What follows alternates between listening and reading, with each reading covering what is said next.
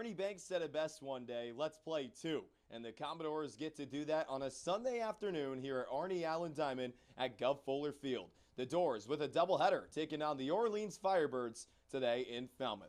Hi, everybody. Welcome to a Father's Day edition of Opening the Door alongside Logan Soforenko and Carter Bainbridge. I'm Trey Redfield. Happy to have you with us today for the Doors and the Birds. And Logan, let's talk about what happened last night across the bridge. A 12-9 victory over the Gatemen, put on by fireworks by the Commodores. A lot of runs put up in very select innings. Well, even though they were trailing 3-0 in the early stages of the game, Braden Taylor sparked a little life into the offense by hitting a solo home run.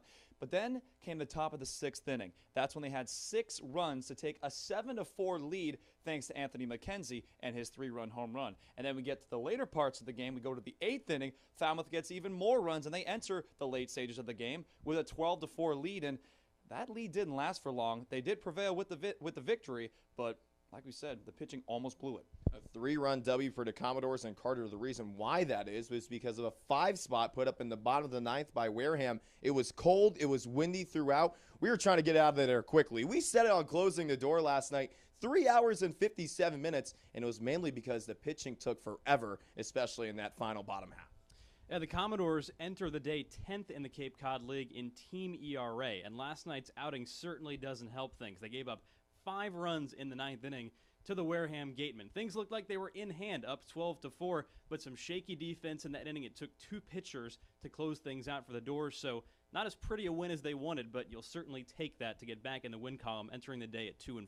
And now the Commodores, like you said, 2-4 with 2 wins today, can move to 4-4 on the season. But something's a little bit different about the doubleheaders this year, Logan. They're back. They've returned after not having any in 2021. What should we expect going into this doubleheader? Well, something that every fan should expect and know. 7-inning doubleheaders. We saw this in Major League Baseball last season. They are indeed 7 innings today. So that's something to take note of. And something really cumbersome about pitchers doing doubleheaders is they have these things called inning limits, which everybody knows about. And we were talking about it yesterday with Chuck Sternevin, one of our commissioners, and he said that does play a factor in these doubleheaders. So it should be interesting to see how Ben Hess, Falmouth Commodores starting pitcher, will do with that today. I'll have more on that on the field today in Game 1. But, Carter, let's talk about the pitchers. He mentioned Ben Hess. It's Jerron Watts-Brown for Game 2. What can you tell us about Ben and Jerron? Well, Ben Hess made his first appearance of the summer against Katuitt back in Game 2. We got the chance to see him out here at Guv Fuller Field. He was effective in a fairly short start, went about 3 innings in that game, and held a pretty dangerous Cavalier offense mostly in check, so he gets the Game 1 start today. As the Doors start to flesh out a little bit more in their rotation, we're going to see fewer and fewer times where guys make that one start and then go back to the bullpen. They're getting into more of a rhythm. And Jerron Watts-Brown, another guy making his second start of the summer, we saw him in the first road game of the year out at Harwich, and he showcased a live arm. He was a little bit wild in that game. He kept the Mariners off balance with that wildness, but he bended, he never broke in that game, and put together a pretty solid start in his first outing of the summer. We'll find out how Watts-Brown does in his first home start. But Logan, with the Firebirds coming in, struggling a little bit as well. 1-4 on the season. But there are a couple of guys that stand out on Orleans. Who are you keeping an eye on today? Well, the Orleans Firebirds dropped a game to the YD Red Sox in walk-off fashion earlier in the week, but it's going to be second-year catcher Garrett Guillemette. He was with the Orleans Firebirds last year, the catcher from USC, hit .286 this year in the 2022 campaign, and a lot of clutch hits at the Daw Field, but last year in the 2021 season with USC was the All-Pac-12 team, and he is an absolute menace behind the plate. He's a wall. He picks guys off on ball 4s that he picks up. It's absolutely amazing to watch. He is in the starting lineup in game number 1 behind the dish tray. A golden opportunity for the Commodores to get back to 500 for the first time this season. The Doors and the Birds coming up soon.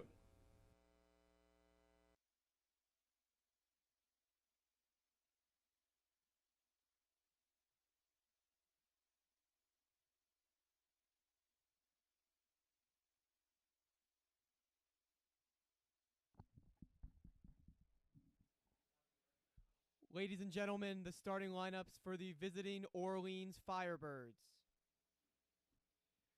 Leading off, the center fielder from Boston College, number 12, Travis Honeyman. Batting second, the second baseman from the University of North Carolina, Charlotte, number 6, Nate Furman. Batting third, the third baseman from Grand Canyon University, number 22, Jacob Wilson.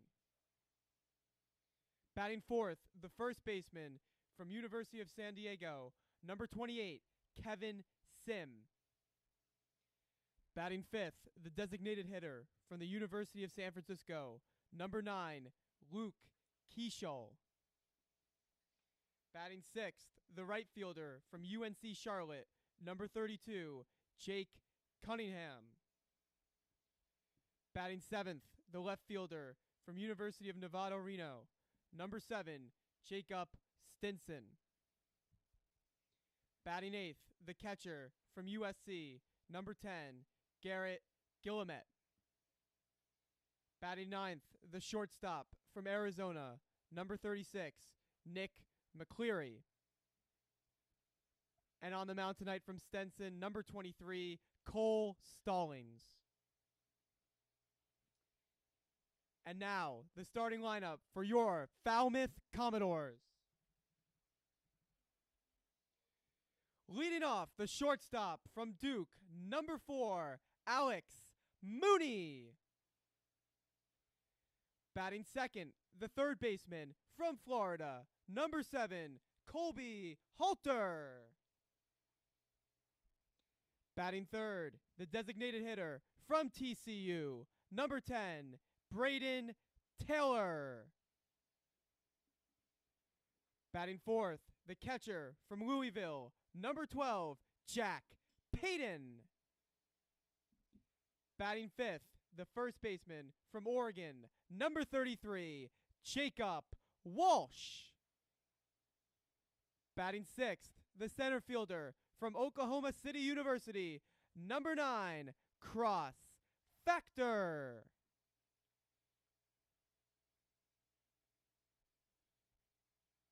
Batting seventh, the catcher from Georgia, number 25, Corey Collins.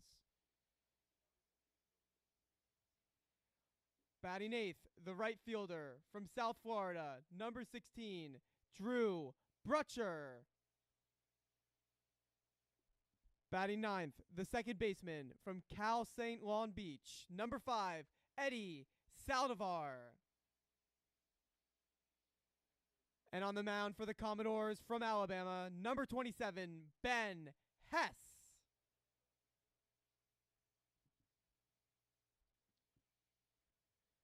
Good evening, ladies and gentlemen, boys and girls, and welcome to Guv Fuller Field for today's game between the Orleans Firebirds and your own Falmouth Commodores. Throwing out the first pitch tonight will be Charlie Bradley. Charlie Bradley, the can man from Bellingham, Mass., has been involved for the past 7 years with the My One Mission charity and their One Mission Buzz for raising money for them each year by shaving his head and beard. In the spring of 2019, he started Haley's Cans for Kids, which has helped raise over $25,000 for One Mission each year. Haley's Cans for Kids has been the top fundraiser for One Mission for the past 2 years. On weekends in the summer, Charlie enjoys attending CCBL games at Guv Fuller Field, as well as the other ballparks on Cape, where he could be seen collecting cans for Haley's Cans for Kids.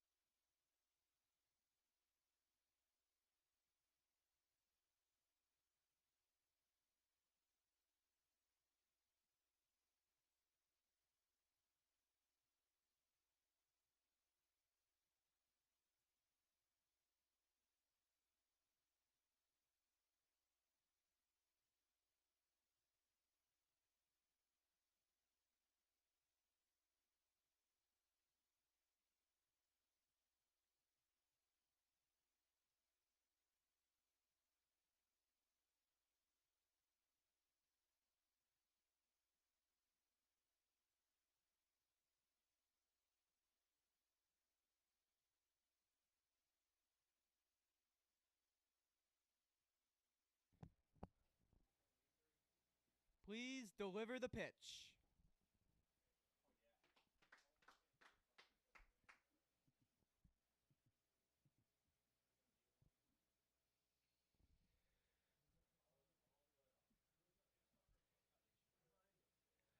Singing the national anthem today is Betsy West. Betsy is a Florida native who attended Florida State University School of Music, where she sang the national anthem for several FSU basketball games. Betsy also sang the national anthem for a Harlem Globetrotters game. Now living in Falmouth, she sings with the Cape Cod Moonlighters Big Band. Betsy is the church music director at Wacquat Congregational Church, where they celebrated Baseball Sunday this morning, honoring the Falmouth Commodores.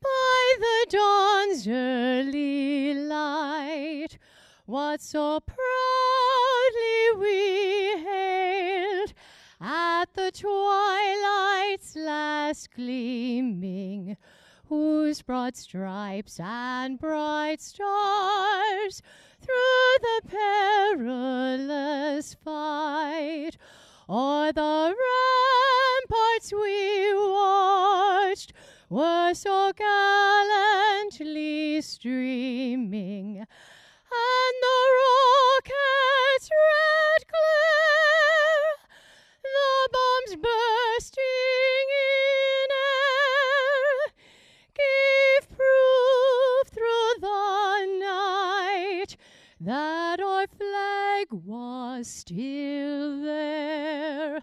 Oh, say does that star-spangled banner yet wave o'er the land of the free and the home of the brave?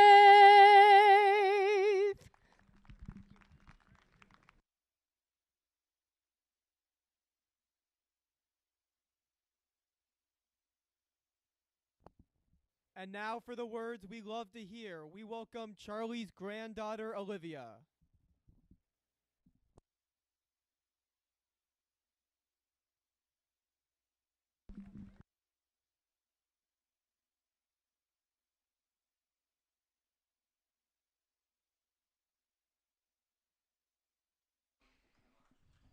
It's the first of two games between the Orleans Firebirds and the Falmouth Commodores.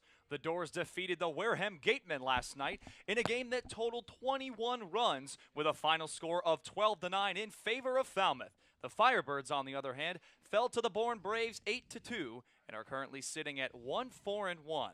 The Doors are 2-4 on the regular season, and with the sweep today, have the ability to reach 500. As we welcome you inside, hope you're having a great day alongside Carter Bainbridge, Logan Soforenko with you. Happy Father's Day, everybody. We'll be hearing from Trey Redfield throughout the broadcast as well. And Carter, the first doubleheader of the 2022 regular season is at the Guv against some teams that have gotten off to a little bit of slow starts. Yeah, the first doubleheader for the Commodores this season matches them up with their last-place counterpart over in the Eastern Division, the Orleans Firebirds. Falmouth at 2-4 with the record, like you said. Orleans 1-4-1. This is the first of two scheduled doubleheaders, although we never know if there's going to be more with the weather. It certainly hasn't been kind to us today. It's cold, it's raw, it's overcast.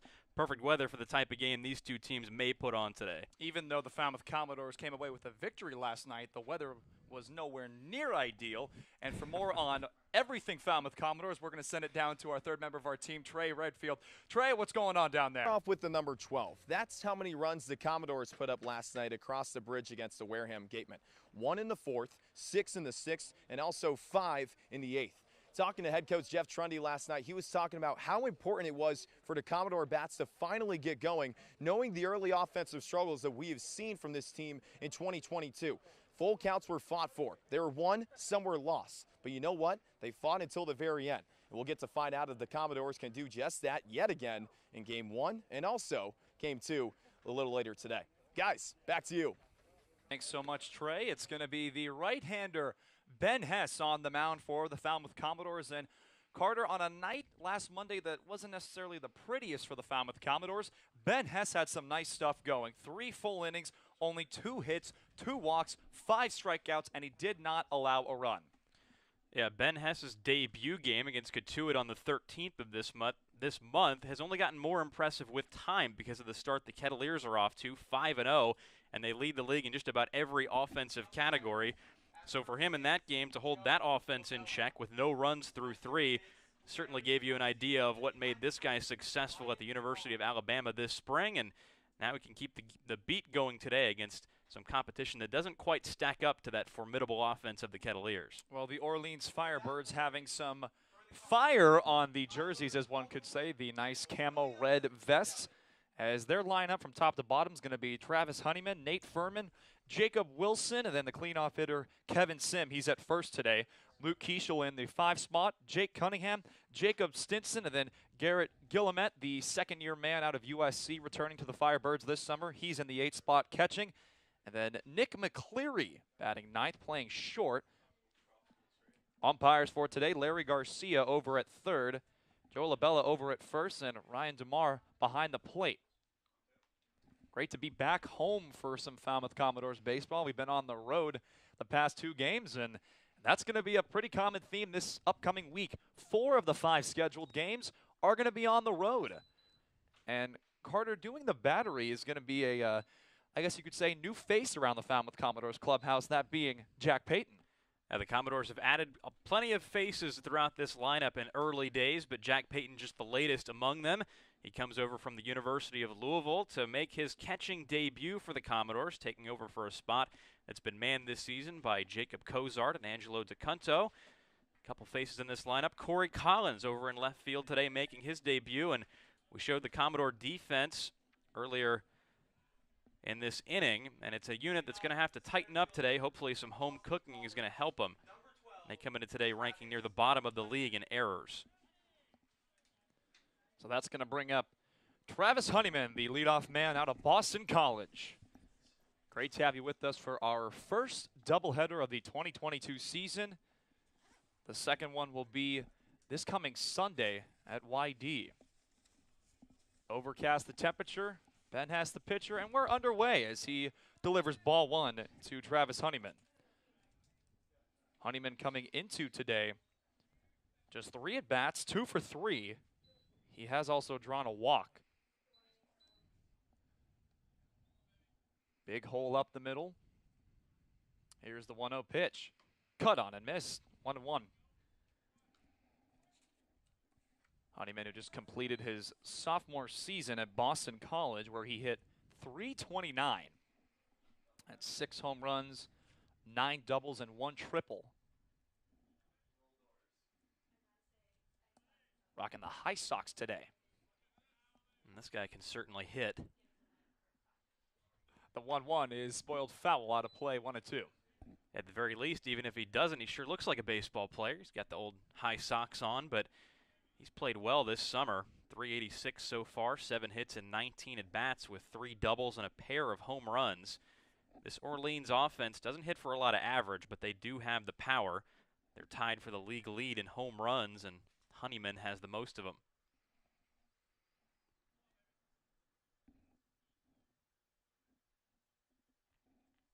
On a 1-2 pitch, Ben Hess throws one way behind him, and the woes are flying around the crowd today. On that pitch, at least. Ben Hess had some nice control against Cotuit on Monday, and he was able to get out of a jam that was created by him, stranding some runners. He had some good stuff going, but we talked to him post-game, and obviously not the result he wanted because the W was not there.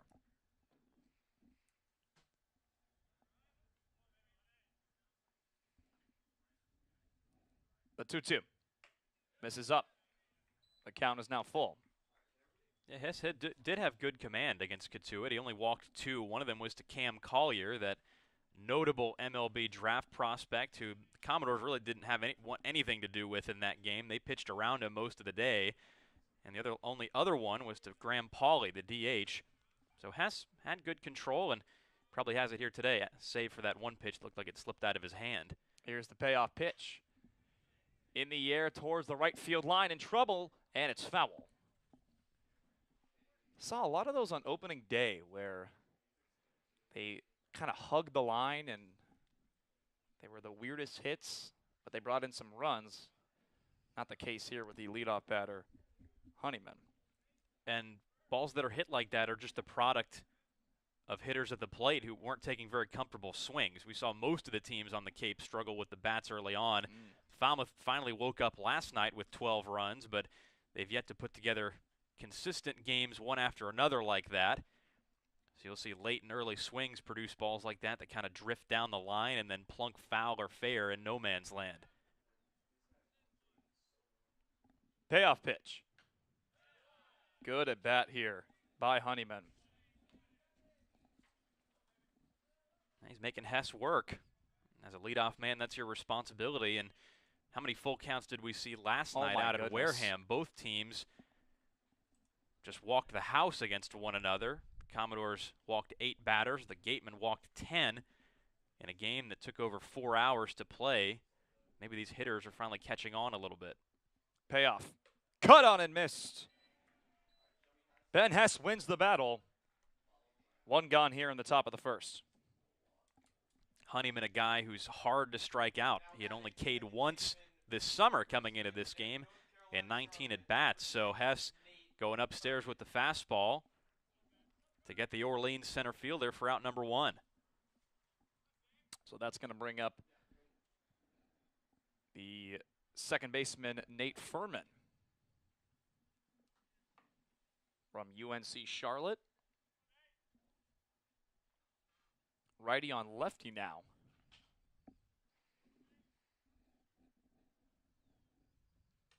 That misses up. Furman hit .371 this past spring. Had 2 triples, has some speed. 21 stolen bases in his sophomore season. The 1-0 misses up.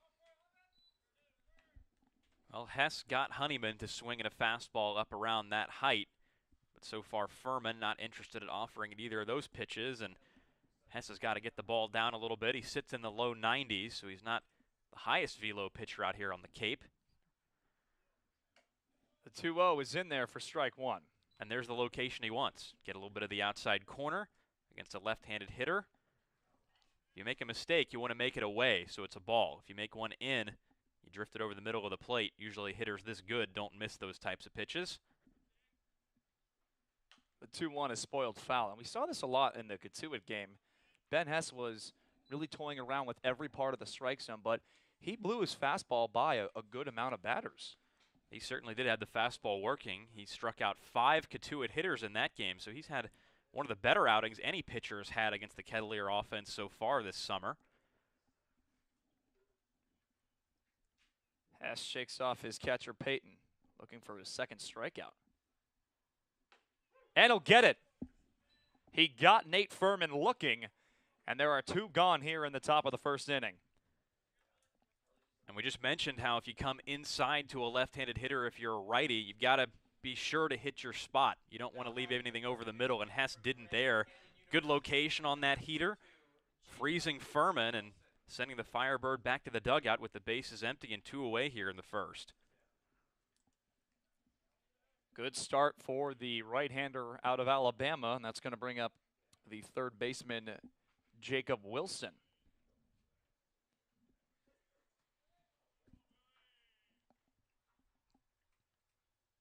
First pitch he sees, he grounds towards the Orleans dugout.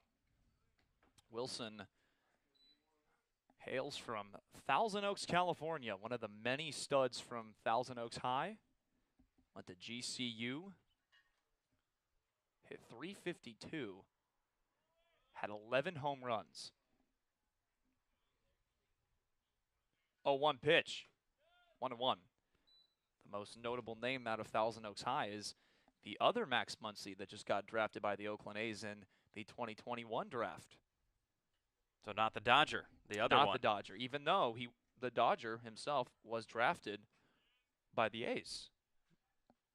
Good call. The 1-1 is cut on and missed as it gets away from the catcher, Peyton. 1-2.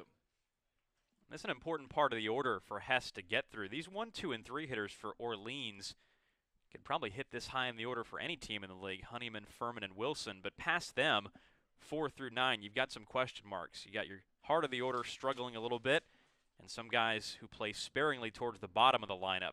Orleans has struggled to hit this summer so far, and that may be a reason why. Cut on and missed.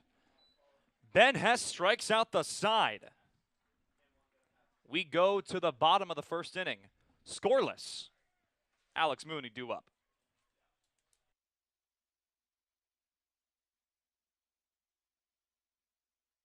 Hey there, Commodore fans. Thanks for joining us and cheering on your Falmouth Commodores. Want to take a break from the action? Come make a visit to the merchandise booth. Check us out behind home plate.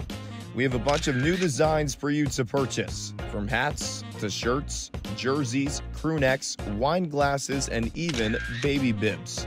You think of it, we probably have it. From youth sizes to even adult double XLs. We have everything you need for family and friends. Be sure to come say hello and get a piece of Falmouth merch. Make a trip before we close up shop in the 9th inning. See you soon, and roll doors.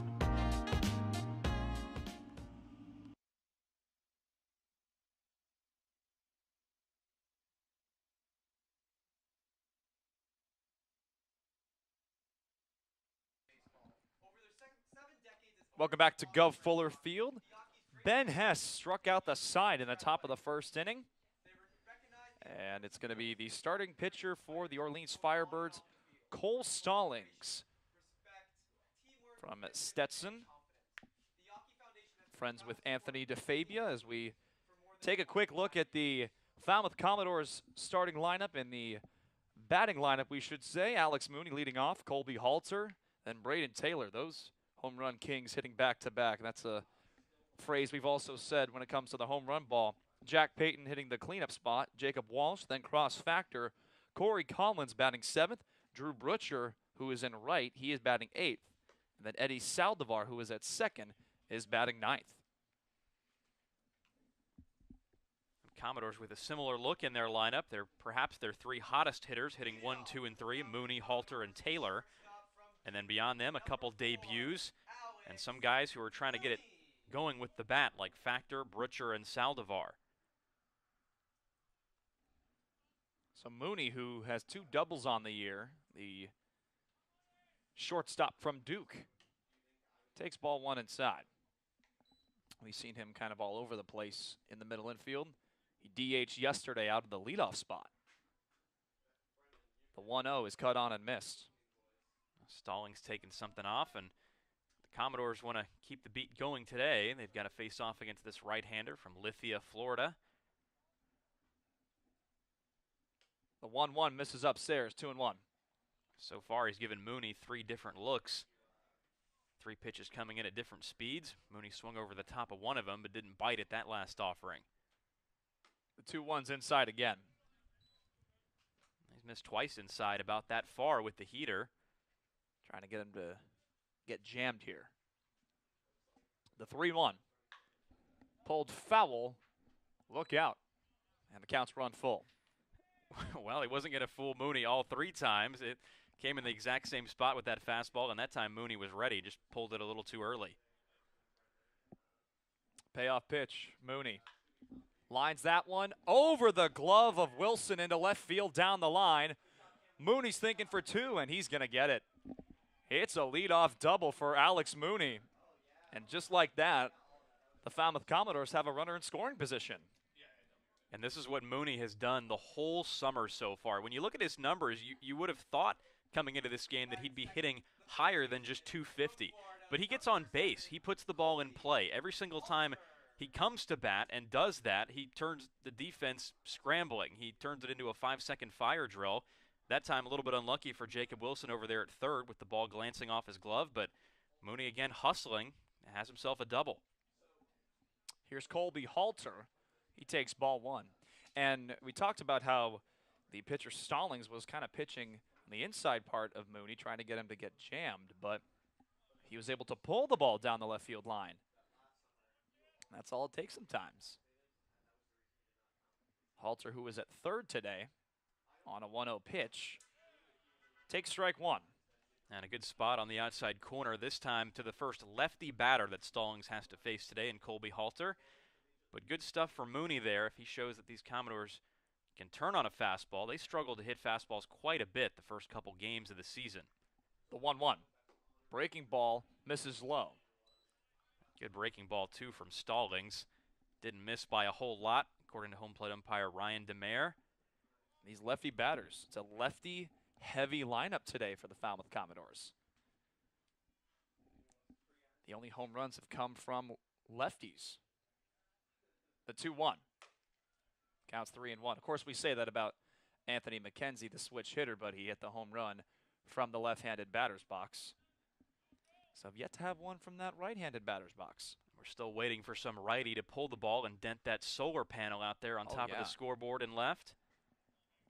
Haven't been lucky enough to see it at the Guv yet. The 3-1. Halter takes strike two. And a good location that time from Stallings. So he's liking that spot to the arm side, both to Mooney. He threw it to him a couple times inside on the right-handed hitter. Now he's attacking the left-handed Halter on the outside corner. Got free rein here on a full count. Payoff pitch. He walked him. 2-1 with nobody out for probably one of the hottest bats on the Falmouth Commodores roster, Braden Taylor.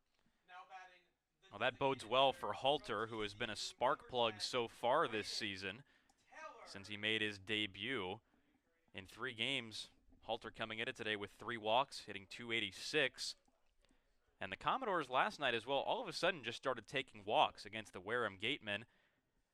Wareham pitchers walked 10 doors in that game. That is a season high for the Falmouth offense. Taylor spoils that one, foul right behind home plate. Braden Taylor coming into today, 2 home runs, 4 runs batted in. He's also scored a couple of times. He's only struck out twice. And that home run yesterday that doinked off the top of the wall and then out of play for a home run. On an 0-1 pitch, Braden Taylor gets that one nice and inside, 1-1. Well, Stallings never gave Halter a pitch like that in that last at bat, but he's got to establish a little bit of the inside corner to these left-handed hitters. He can't just throw outside the whole time. Otherwise, they're going to square in on that pitch and just flip it into left field. Mooney at second, and then Halter's over at first. Taylor grounds that one right to the first baseman, Sim, and he'll step on the bag over at first. So it's essentially a sack bunt, but it's going to go down as a fielder's choice, 1 gone. And Stallings got away with a mistake on that pitch. That fastball was essentially middle to Taylor, and he hasn't missed a lot of those pitches so far with 4 hits in his first 9 at-bats, including a pair of home runs. But instead, he essentially gives the Doors a sacrifice bunt, and it's up to Jack Payton, one of a pair of Commodores making their debuts today. The first pitch to him. Breaking ball is in there for strike 1.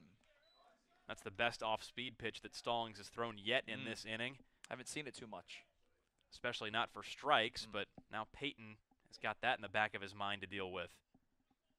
On an 0-1 pitch, Payton takes ball 1 outside. Payton, who hails from Louisville, he is behind the dish today. Season debuts, it's been a thing in these past couple of days. Stuff like that can turn a season around. The 1-1 is lined into left field, a base hit. Mooney will score. They're going to keep Halter at third. They're at the corners with 1 out, and it's 1-0 Falmouth. Welcome to the Commodores, Jack Payton. Well, the balls struck off of Stallings in this inning haven't been too hard hit, but for the Commodores, who struggled so mightily to rack up hits and hard contact the first couple games of the year, this is a very welcome sight. And this is what happens when you put the ball in play.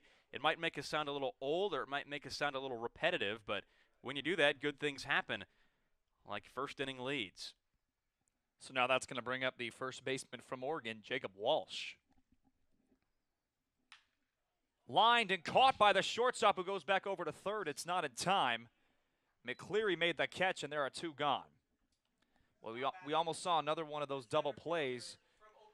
We saw one last night, but it went in favor of the Commodores. It was ironically Jacob Walsh over at first who caught a liner and got back over to first base for a double play.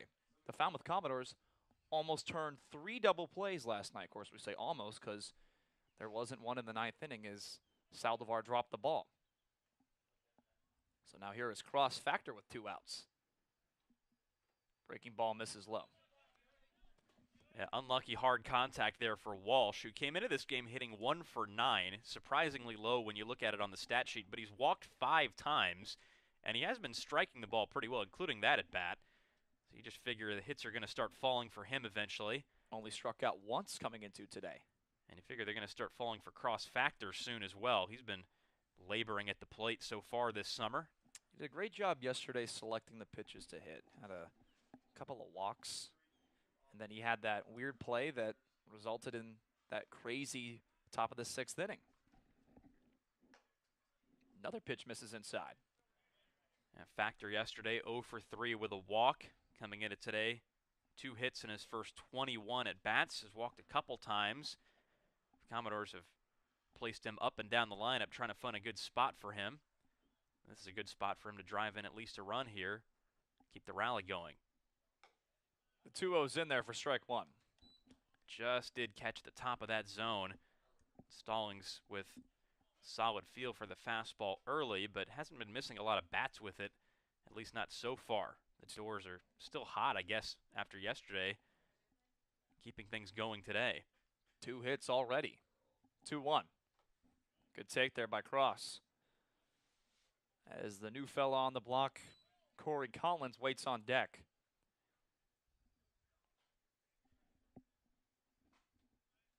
Collins, another left-handed bat.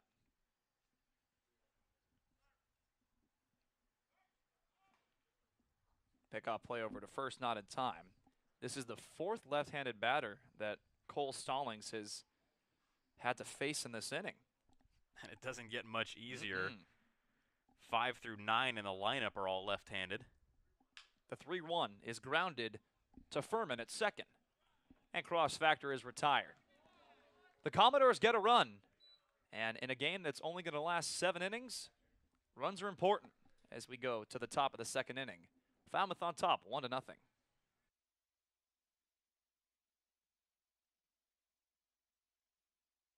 Falmouth Commodore, be sure to sign up to become a host family today. Hosting a Cape League player can be very rewarding. Players connect and bond with the families, often forming lifelong relationships. Please remember that every Commodores player is bound and governed by NCAA rules and regulations. In order to maintain their collegiate athletic ability, host families receive a weekly allowance from the Falmouth Commodores to help cover player expenses. Host families are not required to provide transportation to players. The Falmouth Commodores are very grateful to the wonderful families that host our players each and every year. If you are interested in hosting a Falmouth Commodores player for the summer, contact our housing coordinator, Lisa Smuda, at lisatz143@comcast.net. For more information, visit our website at falmouthcommodores.com. Thank you for supporting our players, and roll doors.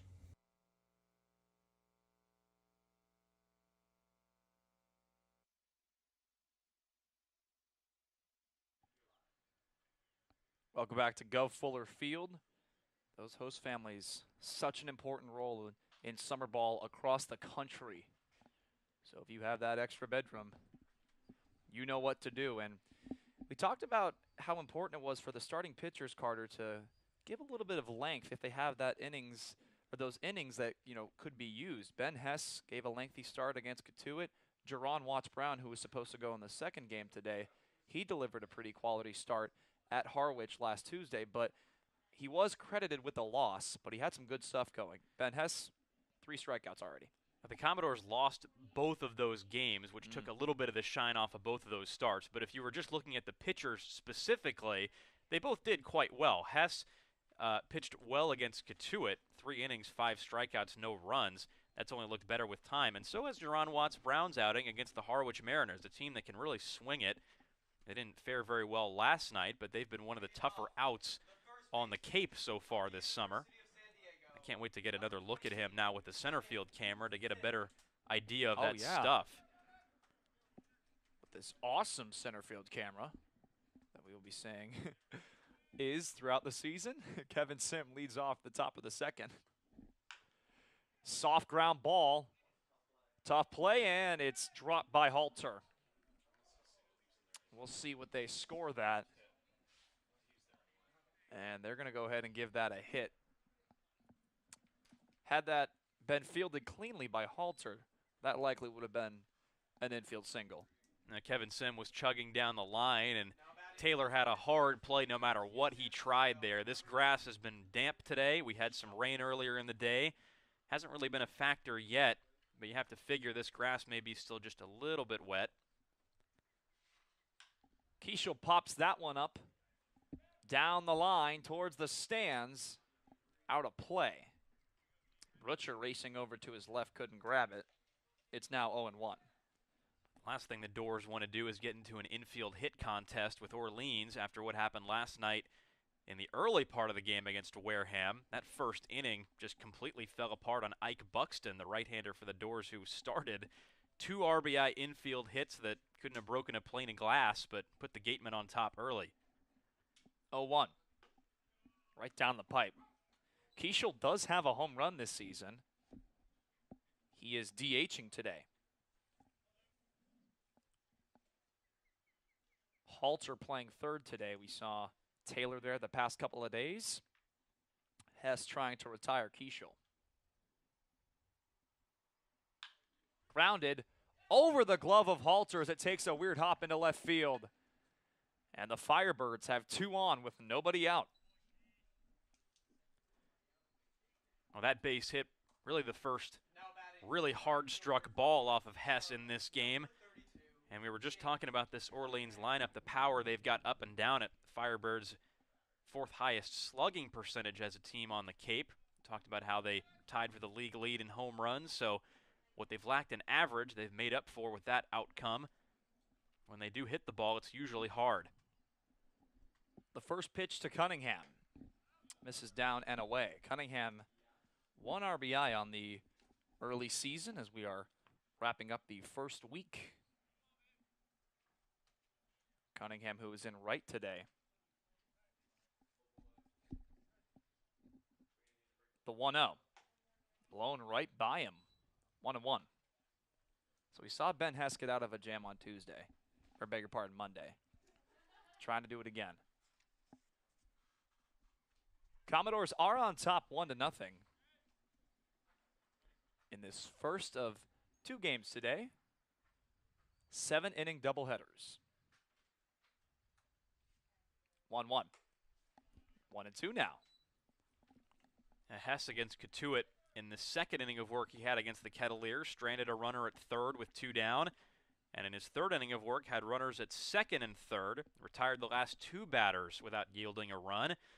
Now he's got to deal with men at first and second and nobody down. 1-2 pitch. Upstairs, dropped by the catcher Peyton, and both runners are going to be in scoring position.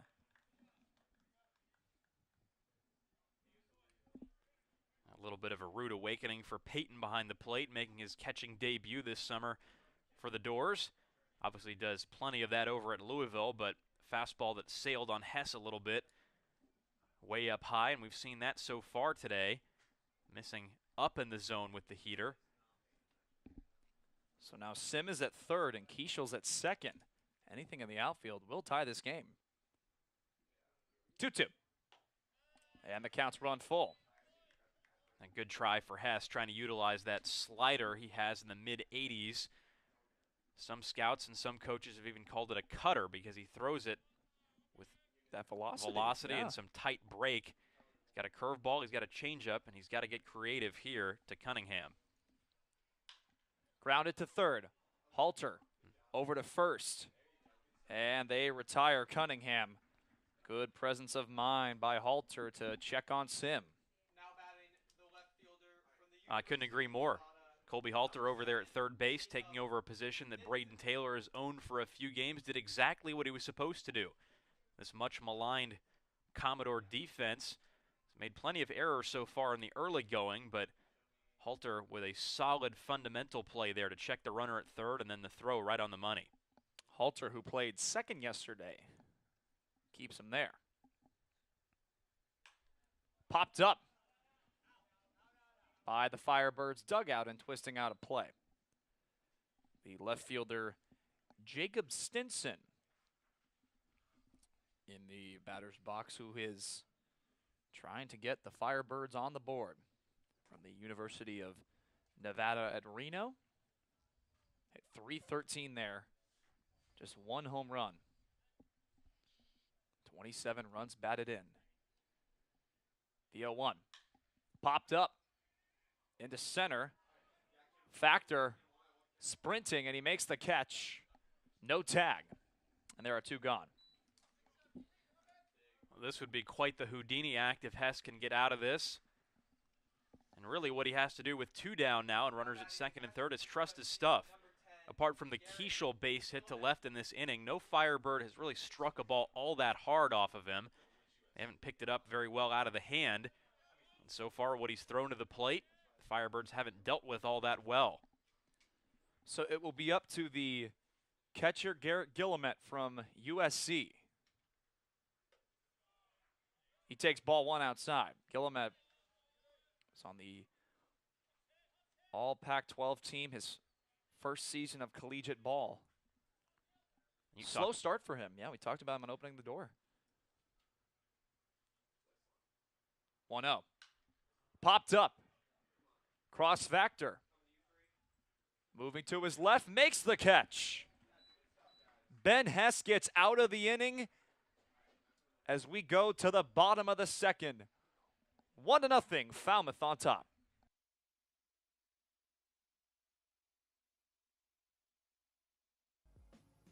Hey Commodore fans, do you want to have your name placed into Falmouth Commodore history? Arnie Allen Diamond at Guv Fuller Field has a spot for you.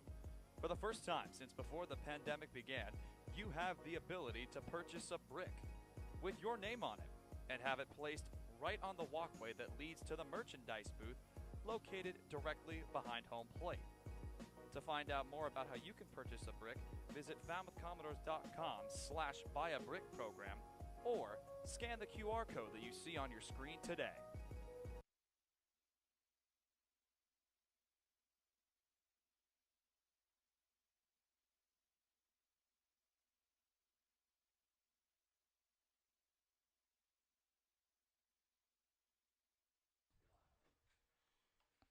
Back here at Guv Fuller Field, what an effort there by Ben Hess, Carter, to get out of that jam with nobody out.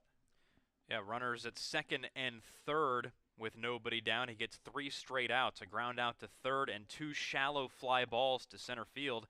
So what you like there from Ben Hess is that he didn't try to rear back and strike everybody out. He caved the side in the first, but he knew he didn't have to just blow everybody away with the fastball. He was locating well. He used some of his secondary offerings, and he really pitched. He didn't just throw, and that's how he was able to get out of that jam to keep the Firebirds at bay, at least for one frame. So it will be the left fielder, Corey Collins, will lead things off for the Falmouth Commodores. Did a lot of catching this season with the Bulldogs. And like you said, Carter, another left-handed batter. Yeah, the third of 5 that ends this order with 2 more on deck and in the hole. Breaking ball misses low. So Stallings gave up that run back in the first. Came into today with a 6 ERA. Spoiled foul, 1-1. Stallings in his first start, 3 innings, 4 hits, 2 earned runs, walked a pair, struck out 4. Kind of a mixed bag for the right-hander, and it's been about the same for him so far today. A couple hits and a run back in the first. The 1-1. Outside, 2-1. Corey Collins just completed his sophomore season with the Bulldogs. Hit .256, 11 home runs, 37 runs batted in. Torches that one foul towards the snack bar. I've been looking forward to seeing Collins play because everywhere he's gone, he's not only hit, but he's hit for power. Not only at North Gwinnett High School, where he set the school record for home runs in a season, but came to Georgia in 2021 and just kept on slugging. 2-2 freezes him. A filthy curveball there from Stallings. One gone. Well, you can slug anything you want at an SEC program, but you're probably not going to hit many breaking balls like that. That was a dandy from Cole Stallings, just fluttered right into the zone, locked up Collins something terrible, and he couldn't pull the trigger, had no chance. It's the first strikeout as Butcher takes ball one outside. Butcher's only hits came in that home game against the Chatham Anglers, but he's been in right field. Broken bat into right field, a base hit. So we'll have some firewood for the fire in beginning of July. A little bonfire material if they want to have a promotion here at Guv Fuller Field. And why is it that when Butcher gets his base hits, there always seems to be a little bit of danger? He had one comebacker hit the pitcher against Chatham, and now his second one produced some splinters around the infield. But sometimes that's just what it takes. Butcher's been struggling with the bat a bit to start. He'll take broken bat singles, little flares to right if you can get them. So now here's Eddie Saldivar. Cut and a miss for strike one. Saldivar from Long Beach State. The 9th batter today, but represents the 7th left-handed batter today. The Commodores must feel pretty good about what lefties can do against the right-hander Stallings. 0-1. Goes inside again. It's now 1-1. Saldivar 2 for 13 entering today. Struck out 8 times. Saldivar, another one of the Commodores who has been cold since early on. He was a starter day one, has since been sent to the bench, appeared late in the game last night. Spoils that one foul. Looked like it actually got off the glove of Guillemette behind the plate. It's another 2-strike count for Saldivar. We were a little bit hard on him last night for his defense in the 9th inning. He wasn't the only one that allowed the Gatemen to score 5 and make that game interesting towards the end. 1-2 pitch. Lined right to second. 4-6-3. We go to the top of the 3rd inning. 1-0 the score. Falmouth on top.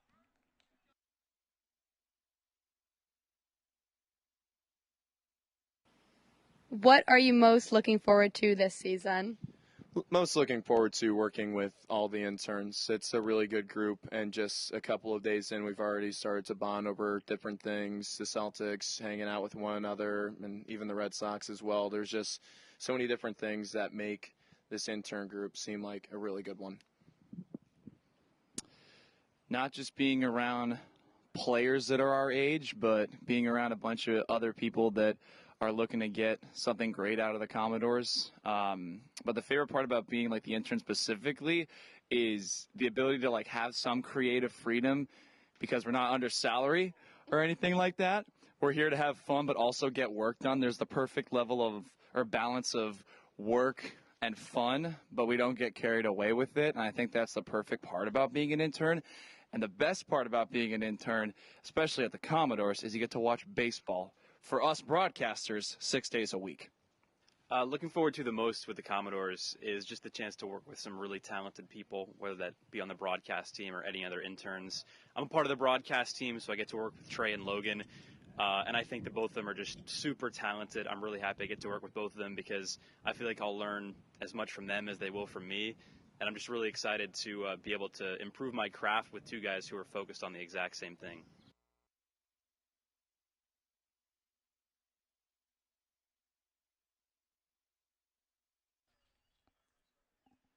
Well, it has been a great first 6 games up until today, as we are in game number 7. We'll also reach game number 8 in the second game of the 2-game doubleheader back here at Arnie Allen Diamond at Guv Fuller Field, where the Falmouth Commodores lead the Orleans Firebirds 1-0. So now it's going to be Nick McCleary from Arizona. He'll be leading things off for the Orleans Firebirds. They have 2 hits. Commodores have 3. Those 2 hits for the Firebirds came last inning, but they both were stranded. Here's strike 1. Hess today, at least so far, has had good command of his pitches. He hasn't been overpowering, but that was the main reason he was able to get out of that jam back in the 2nd inning. He spotted his pitches very well. 0-1. 0-2 now. Spots are everything as a pitcher. Doesn't matter what you have, you got to spot it correctly. McCleary searching for his first hit in the 2022 season. 4 at-bats, just 1 game played coming into today. The 9-batter. The 0-2. Breaking ball is popped up into right. Butcher makes the catch. 1 gone here in the top of the 3rd inning. Butcher had to pick up the pace as he was coming in on that fly ball. There's not a ton of wind today, at least nothing compared to what we had to deal with yesterday. The weather today is not all that pleasant. It's been overcast, it's been rainy. Have noticed a little bit of wind today, so be on the lookout for the outfielders today having to deal with that. Pinckney getting the day off as well. Welcome to the Cape. Can never predict the weather, and you can never trust the weather app. Travis Honeyman, the powerful leadoff man, steps up.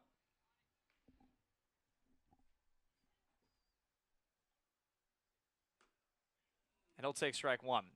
Honeyman worked a very fine at bat back in the top of the 1st inning. Ben Hess did win that battle. But as you talked about it, partner, 2 home runs that leads this team. Coming into today, that is. 0-2 now. I'm still thinking about that first pitch slider that he threw to Honeyman in that at bat. This current one, it had a lot of bite, and Honeyman really wasn't looking for it. So you credit the 0-2 count now. Hess could come back with a fastball. Breaking ball outside, fastball inside. It's the old credo, and if there's one guy the Commodores don't want to beat them today, it's probably Honeyman. Hess trying to get his 4th strikeout. The 0-2. Souvenir baseball right there. Fans making their way down to the Guv. That'll be the last home game for a couple of days. 4 of the 5 games in this next week's slate are on the road. Chatham, Brewster, Cotuit, and the doubleheader at YD. It's going to be a key early season stretch for the Doors. They're already in last place so far, playing better lately, but you don't want to dig yourself into a deeper hole. 0-2 again. Misses low. 1-2. Well, so far, Honeyman has seen 4 pitches in this at-bat. He fouled 1 off, and the count is 1-2. Hess has thrown him 4 different pitches. He's thrown him the slider, the fastball. The 0-2 was a curveball, and then that changeup was low. He's showing a lot of respect to Honeyman as a hitter, respecting his intelligence, knowing he can't just go back to the same stuff. Breaking ball is twisting towards the Commodore dugout and out of play. We'll do it again. Something that's been a sight to see, Carter, these first couple of games, especially on the road, not being in the press box, being around the stands, seeing the kids with the gloves just chase the balls, especially at Hyannis. There was a lot of them that rested on the field behind McKeon Park. There was a big open patch of grass that a lot of foul balls landed. Kids were running down that hill that is McKeon Park in the stands. Another good at bat here, worked by Honeyman. 1-2. In the air to right field. Butcher makes the catch towards the wall, and there are 2 gone here in the top of the 3rd inning. Butcher's been busy this inning. He has, and 2 pretty entertaining battles so far between Hess and Honeyman. 2 lengthy at-bats. Honeyman not giving in easily, but he saw the kitchen sink from Hess in that plate appearance, was still on the ball enough to hit it to right field. Didn't get quite enough. It was off the end of the bat. But you see why he hit so well at Boston College this spring. Just easy power the opposite way. Butcher tracking it down for out number 2. So here's the second baseman, Nate Furman. That's in there for strike 1. And we talked about in the open the way we want the pitchers to go, how long they should go, innings, all that fun stuff. In a doubleheader where it's 7 innings, you want your starters to rest that bullpen if you can. 0-1 skippers all the way to the backstop, 1-1. And that's anyone's guess as to how long Hess is going to go in this game, or how long Coach Trundy is willing to let his throwers go today. It's been a while since Hess pitched, almost a week. So you figure his arm is fresh. But a lot of the pitching decisions made yesterday by teams all across the Cape were dictated by the doubleheader today. Cut on and miss, strike 2. And that's another factor where a lot of games around the league getting rained out today. Their doubleheader just getting moved to tomorrow. Falmouth, thankful that they, for right now, have their day off tomorrow as scheduled. It's overcast, but it stayed pretty dry. And at the very least, you want to get this first game in no matter what. 1-2 pitch. He struck him out. What a pitch there from Ben Hess. 3 up and 3 down, and he is fired up heading back to the dugout. Falmouth on top 1-0 as we go to the bottom of the 3rd inning. Hey Commodores fans, sharpen your baseball skills with some of America's finest players from the best college programs in the country. Clinic attendees will have opportunities to work on hitting, base running, infield and outfield play, as well as pitching and catching. Attendees will also participate in Commodores Chat, where coaches and players discuss topics like sportsmanship, academics, teamwork, and other issues important to being an all-around player. Clinics are offered Tuesday, June 21st through Friday from 9 a.m. to 11:30 a.m. 3 separate clinics will be offered for ages 5 to 14.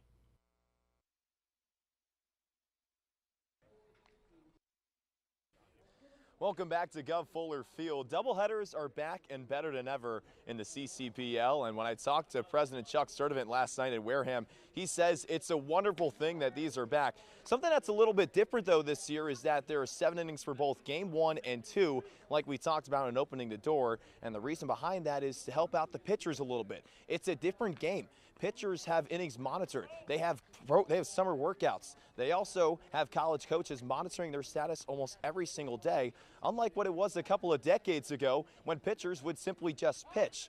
There's a negative with 18 innings being dropped down to 14, but the positive is that we may be able to see these arms come playoff time in August. Guys, back up to you. Thank you so much, Trey. Indeed, the doubleheaders this year being such a crucial piece of monitoring pitchers' innings, and there's always reason behind something in the decisions by the league. No points this year. It is determined by wins and losses in the standings as the 1-0 misses inside, and that's the beauty of having the league back on a full capacity. The 2-0, 3-0 now. Of course, last year the season being a little limited, not much, but prior to 2021, there was no 2020 season. Great to have a full season here. 3-1 now, Carter. That's the first time in 4 pitches that Stallings has been able to hit the inside corner against Mooney. He missed the first 3 times. Now Mooney's aboard via a walk. Stallings didn't give him anything out over the plate in that at bat. Had a game plan to Mooney and apparently fine with walking him if it means he can limit damage possibly out over the middle of the plate. But Stallings has got to work harder here to establish the inside corner, especially to right-handed hitters. The Doors only have 2 of them today, in Mooney and Payton. But so far, they're 2 for 2 with a walk against him. He has yet to retire a right-handed bat. Only 2 of those right-handed bats in the lineup today for Falmouth. Colby Halter not being one of them. He'll take ball 1. Halter's only RBI this season came in the form of a solo home run. As the first Falmouth Commodore home run of the 2022 season. Still have not had a Commodore blast here at the Guv as Mooney is back safely. Well, Stallings wasn't a strikeout pitcher at Stetson this spring. He's a guy who's going to work on the corners, try to get hitters to chase and slowly expand that zone. So far, he has not been able to do that. Doors haven't been biting at the close stuff on the corners. The 1-0, Halter. Takes ball 2 down and in. Halter has struck out 3 times. Joined the team a couple days in. Wearing number 7. Was that second base yesterday? Is that third today? The 2-0. Spoiled foul, 2-1. The Doors are getting pretty good looks off of Stallings here with a 2-1 count and nobody down. I would be surprised if Mooney isn't going. Here's your ideal hit-and-run situation with Halter, a guy at the plate who's made a lot of good contact. Mooney with decent speed, and the Doors have shown they will run. They're 3rd in the league in stolen bases so far. 2-1, Halter. Takes ball 3 outside. Garrett Guillemette behind the plate in his USC gear, pointing his glove and his fist back to Stallings, saying, hey, dial in right here. Got to attack. And Orleans expected Mooney to be running there too. They pitched out on 2-1. Halter's got the hitter's count. On a 3-1 pitch, Halter draws ball 4. Back-to-back walks to lead off the bottom of the 3rd inning. So now here is Taylor, who had the fielder's choice the last time he was up, and we're going to see a quick little mound visit here. And this newfound approach for the Commodores is really just a stark difference from what they were showing the first 3 games of the season. They're now walking at a pretty incredible clip. Their performance last night moved them up to 2nd in the league for most walks drawn behind only Wareham. And they already have 3 today off of Cole Stallings, whose day is done. So Cole Stallings' day is done. We'll bring you the new left-handed bullpen arm when we return. We'll be right back.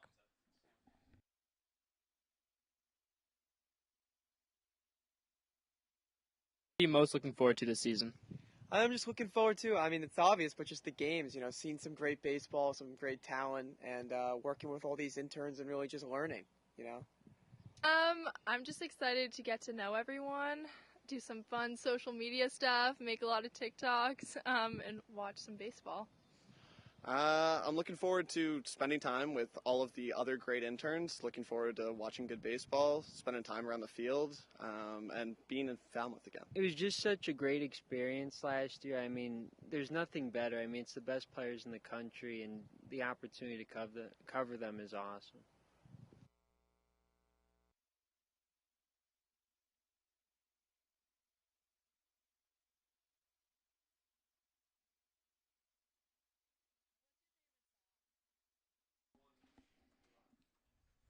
Back here at Guv Fuller Field, Cole Stallings, 2 innings, 2 hits, 1 run, 1 strikeout, 3 walks, no-hit batsman. His day is done. He gives way to the left-hander, Sam Conti, out of Trinity University. And Conti, a big left-hander, 6'4", from Andover, Massachusetts, was a junior this spring at Trinity University. 15 games, 12 of them starts, put up a 4.27 earned run average in 65 1/3 innings.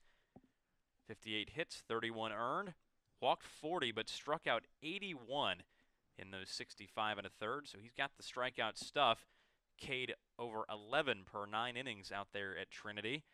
And now he's tasked with eating up some innings for Orleans after a short start of 2+ innings by right-hander Cole Stallings. 2 straight walks to open this inning spelled the end of his day. Conti's got that big over-the-top motion.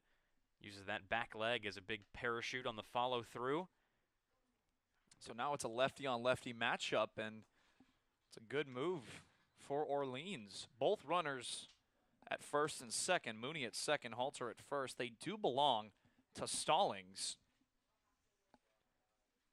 And here's the problem now for the Doors. We'll have to see if it really comes into play. But when you stagger your lineup with 7 lefties and only 2 right-handed bats, you make yourself susceptible if the opposing manager makes an early move, and that's what Kelly Nicholson has done over in the Orleans dugout. He's been pretty aggressive here early on with plenty of baseball left to be played today. Quick hook for Stallings, and now attacking a heavily left-handed Falmouth lineup with a lefty out of his pen. So that's going to bring up Braden Taylor. Fielder's choice back in the first.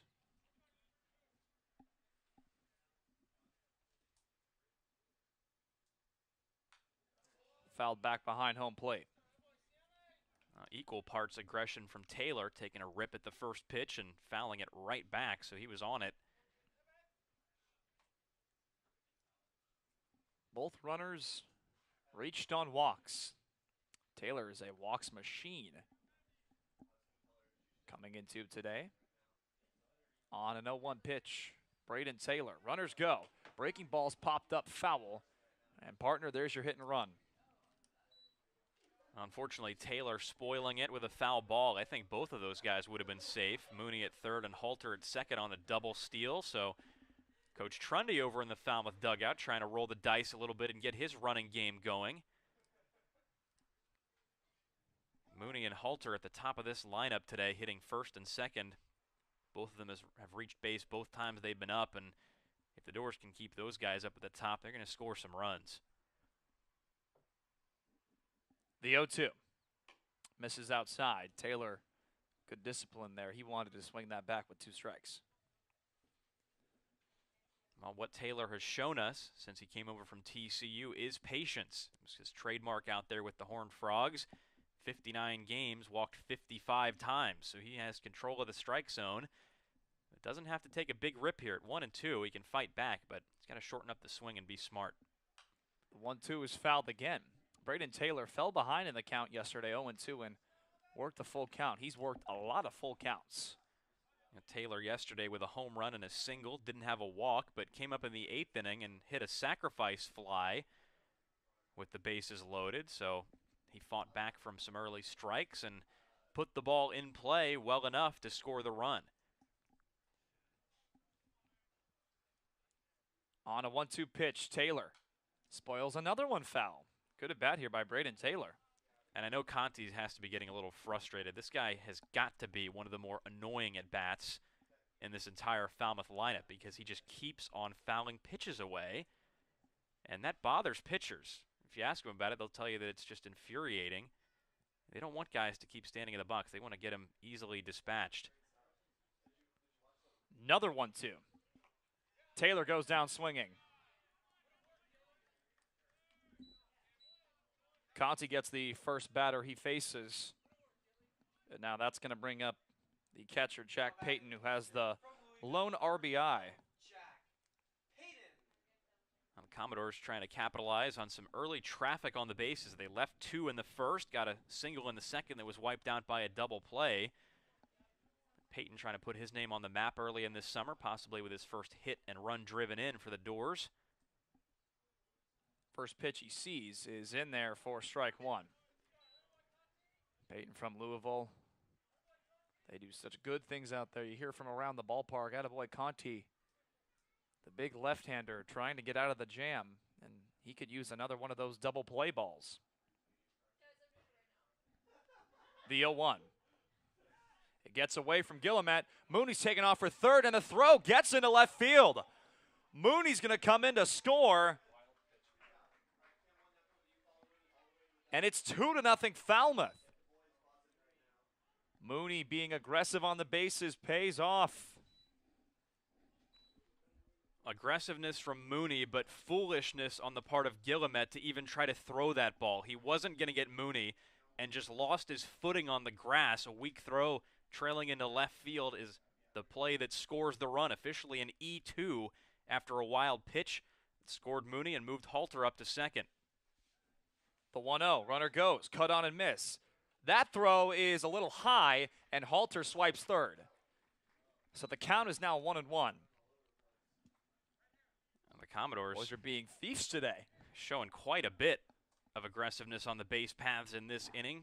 Not waiting for their hitters at the plate to move the runners along. They're doing it themselves on the base paths, and now they force the Firebirds to bring their infield in, and This is what getting on base at the top of the order does for you.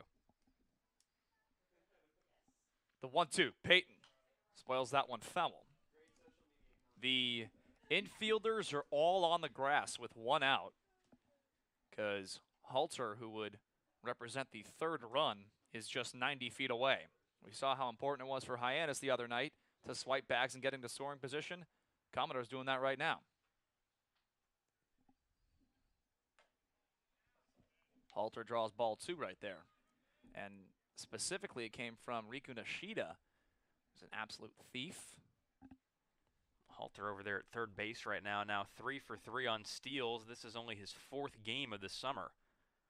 2-2. Breaking ball gets the top part of the strike zone, and Peyton goes down looking. Second strikeout for Conti. So that run that did score is going to be charged to Stallings. Be an unearned run. And that pitch to strike out Peyton just did clip the top part of the zone. Hasn't necessarily been a strike the whole day, according to home plate umpire Ryan DeMare, but you know Peyton, the catcher, maybe mumbled something about wanting to get that call on the opposite end as he walked to the dugout. The first baseman from Oregon, Jacob Walsh, takes strike 1. Walsh, who has only struck out once this season, was not on the opening day roster, at least activated. Trying to bring in Halter from third on an 0-1 pitch. He will take ball 1 outside. You have to imagine this isn't a comfortable at bat for a left-handed hitter. Conti's a pretty tall guy and comes way over the top with his arm action. Probably hard to pick up for a left-handed hitter. 1-1. 1-2. Great pitch there. He took something off it and went inside. Utilized that lefty-on-lefty matchup. So now it's going to be up to Walsh to defend with 2 strikes and keep the inning rolling. He's got a chasm of a hole up the middle with the second baseman playing him to pull. 1-2. Blew it right by him. What an effort there from Conti to get out of the jam. But a run does score. Does strand a runner over at third as we go to the top of the 4th inning. 2-0 the ball game. Falmouth on top.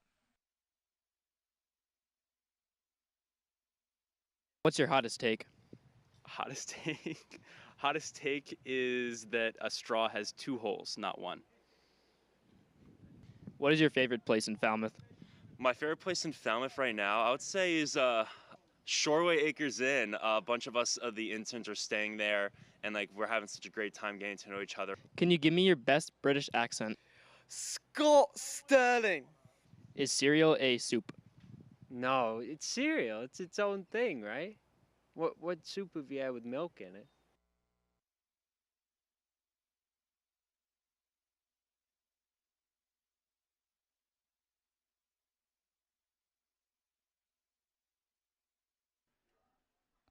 Well, it's been a dreary afternoon weather-wise here at Guv Fuller Field, but things have been bright for the Falmouth Commodore offense so far in this game. Doors leading 2-0 over the visiting Orleans Firebirds as we head to the top of the 4th inning. And right-hander Ben Hess still on the mound for inning number 4. Carter Bainbridge along with Logan Soforenko calling what has been so far a carryover from last night with the Commodore offense really creating havoc on the base paths. Well, it's not even just that. You think about the way the 8th inning unraveled last night. 1 hit, 5 runs scored. It was all the pass balls. They were being gutsy on the base paths, and like you said, they're picking up right where they left off, and especially Alex Mooney. You talked about it, how aggressive he usually is and how aggressive he was at Duke. Carried over right there and put some pressure on the USC catcher Guillemette to throw that ball into left field and make it a 2-0 ball game. And at the bottom of the 3rd, the Commodores didn't even have a hit. All the havoc they created on the base paths, 2 walks, a couple steal attempts, an error on the catcher Guillemette. 3 strikeouts ended things, though. And now here come the Firebirds in the top of the 4th, down by a pair. And the righty Hess still on the mound for inning number 4. He's been pressed so far. No runs on 2 hits for Orleans. Both of those hits back in the 2nd. Hess got himself out of a jam and then sat down the Birds 1-2-3 in the 3rd, punctuated by that final strikeout on a nasty, and I mean nasty, curveball on Nate Furman. Jacob Wilson leading things off. Checks his swing on the first offering, and it's 1-0. That's probably the best breaking ball we've seen go inside. Quite frankly, the best breaking ball we've seen this season so far. It went down and in on the left-handed Furman and had 4-inch fangs on it. It was absolutely disgusting. Now the 1-0 up high for Hess, and it's 2-0. Well, now he did yield 2 base hits to lead off the top of the second, but it's always a good thing when you retire that first batter you face. He did it back in the first, and he did it back in the third. 2-0 delivery to Wilson. Fastball on the outer half and a called strike, and that pitch and that location has been working for Hess today. He's also been getting the call, too, sometimes. But that's the beauty of it. Why not go back there? See if he does on the 2-1. He did, but a little bit low, and it's 3-1. Well, even though he didn't get the call, great location. And we talked about it back in the second, location being everything. He's got to be careful with this location on a 3-1 count. 3-1 offering to Wilson. Low and away for ball 4. Hess staying away from Wilson, but a leadoff walk begins the top of the 4th. And the Firebirds have one on with no one out, and Kevin Sim coming to the plate. First walk issued by the right-hander Hess from Alabama. We've seen a couple of double plays to him this season. See if they can turn another one here. All those different combinations in middle infield at third base. First offering to Sim. It's a breaking ball on the outer half that buckled the Orleans first baseman a little bit. 0-1. He had that leadoff single back in the second. He was stranded at third base because the man on the mound. Hess's 0-1 delivery. Low and outside with that breaking ball, and it's 1-1. No movement down in that Falmouth bullpen. So we'll see, A, how long Hess can go, but B, what he can do in this inning. Jacob Wilson, not a threat to go at first. He didn't try a single stolen base this spring over at Grand Canyon University, but maybe Hess doesn't know that. I mean, that's the beauty of doing your homework. New guys coming in, you just pitch whoever's in the batter's box. Orleans middle of the pack in stolen bases this summer. 1-1 to Sim is up high and away. Those thieves from Katuitt. Those thieves from Katuitt. Well, no one's catching them, either on the base paths or in the rankings. The Kettleers have just blown everybody else out of the water so far in stolen bases. So far this season, the Kets have 22 through their first 5 games. Next closest is 13. Brewster in second place. Falmouth in third with 9. Well, Hess must know what Wilson can do over at first. He's thrown back over there 3 times.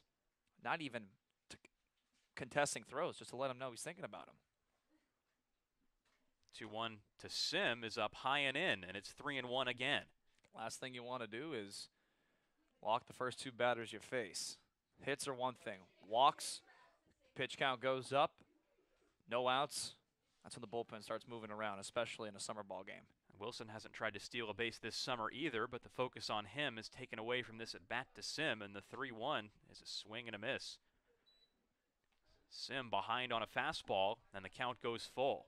Well, Ben talked about shaking the rust off before that Katuitt game, how good it felt.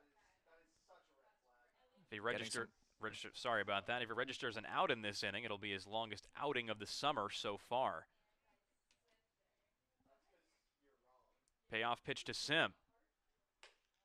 Up high, ball 4, and Logan Hess does just that. Walks the first 2 men he faces here in the top of the 4th, and nobody down. Well, I'm looking over at the Falmouth dugout to see if Ryan Eiley takes a mound visit. I don't really think so, because something that we've talked about that Ben Hess has been able to demonstrate is the ability to get out of jams. And Ryan Eiley, in fact, will go and take a quick mound visit to talk to his right-hander, because that ground ball double play changes this inning. So he's going to be searching for that. Hess was able to dance through the raindrops in his first start against Cotuit and has done so once today, working out of his second and third and nobody out jam back in the second. But he's put the first 2 batters aboard again here in the fourth, with Luke Keischel coming to the plate. Firebird designated hitter in the number 5 spot, who has already hit a home run this season. And the Doors disperse from the mound, hopefully after imparting a little bit of wisdom to Hess, or at least advice as to how to deal with the left-handed Keischel. Levi Wells is warming up in the Falmouth Commodores bullpen. That's a high-octane arm.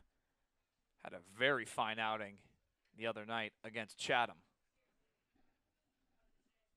Hess's first offering to Keischel is bunted right back to the mound. Hess has only played a first, and the out is there for number 1 in the top of the fourth. But Keischel gets his job done and advances both runners into scoring position. Well, I think this was you that said this on yesterday's broadcast in Wareham, how you don't really see small ball used in the majors at least, but it's the beauty of summer baseball is sometimes small ball works, and in my opinion, it should still be used a lot in Major League Baseball and throughout the game of baseball because that's how you win ball games sometimes. Small ball's alive and well, at least in this part of the country at this time of year. Runners at second and third with 1 down in the top of the fourth. Hess's first offering to Cunningham skips out of the glove of Peyton, but not far enough for either runner to try anything. Second time we've seen him not squeeze that ball hard enough. Luckily, no harm done there. Jake Cunningham at the plate, the Orleans right fielder who came in today hitting 125 in limited action, 0 for 1 so far today. He grounded out his first time up. Hess is 1-0. Swing and a miss. Cunningham behind on a fastball, even the count at 1-1. He's trying to keep everything in the infield right now, should this ball get in play. You want it hit hard. Commodore infield in at the corners. Walsh at first, Halter at third. 1-1. High with the fastball again, and if there's any foible that you have with Hess's performance today, it's that he hasn't gotten that fastball down as much as he's wanted to. If he's missing, he's missed up high at that eye level. You talk about it with a breaking ball. Snap, because the snap brings it down. Fastball's a little different. He's got to have that command. He can miss there if he throws the curveball for strikes. Now the 2-1. Swinging a foul tip into the glove of Peyton, and it's 2-2. Well, you got the one out on the sac bunt, and now you're a strike away from a possible strikeout. It would set up the same situation that took place in the second when he got Guillemette to fly out. 2-2 the count on Cunningham, who took his cuts this spring at UNC Charlotte. A ball has just been issued to Jake Cunningham. 3-2 the count. Not necessarily sure why, but the field umpire, Joe Labella, jumped in. 3-2 pitch. It doesn't matter because it comes inside and clips Cunningham right on the arm, and he takes first to load the bases here in the top of the fourth. And we've just been told that it was because Hess licked his mouth. Because he went a little wipe, he was issued. Went to his ball mouth 3. with his hand on a cold day. So not a balk to advance the runners, but a move that will cause the umpire to give you a ball. If he doesn't approve, of course, it is a cold day. That's a question that the pitchers probably could have asked before the game. You want to blow on your hand to get it some warmth, but it doesn't matter now with the bases loaded and 1 away for Stinson, who drives a ball deep to right center. Factor over to make the catch. Tagging from third, Wilson. Sim makes his way over to third, and it's 2-1. Sacrifice fly for Orleans plates their first run of the game here in the top of the fourth as Stinson drives in the first Firebird run.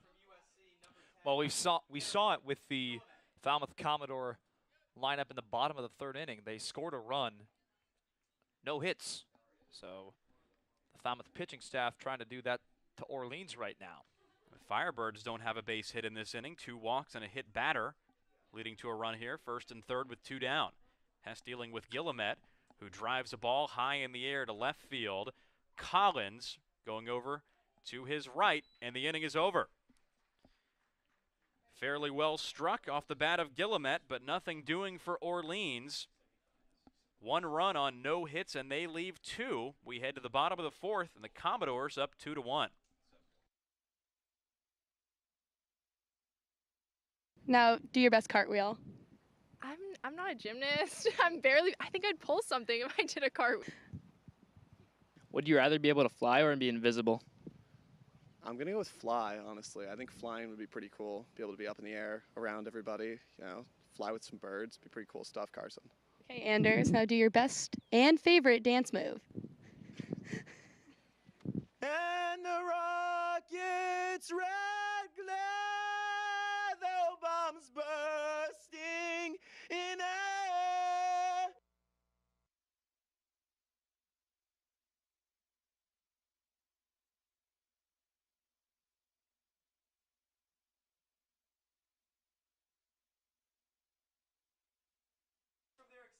Well, welcome back to Guv Fuller Field, where the Falmouth Commodores hold a slim lead over the visiting Orleans Firebirds in Game 1 of today's doubleheader. The Doors trying to mount something here in the bottom of the 4th to respond to that Firebird run in the top of this frame, courtesy of the Jacob Stinson sacrifice fly. But to do that, they'll bring up 3 lefty bats against the left-hander Sam Conti on for inning number 2. Well, he came out of the bullpen and struck out the side. We saw this with Hess, who was the opening starting pitcher for the Falmouth Commodores, striking out the side and had a little eerie second inning.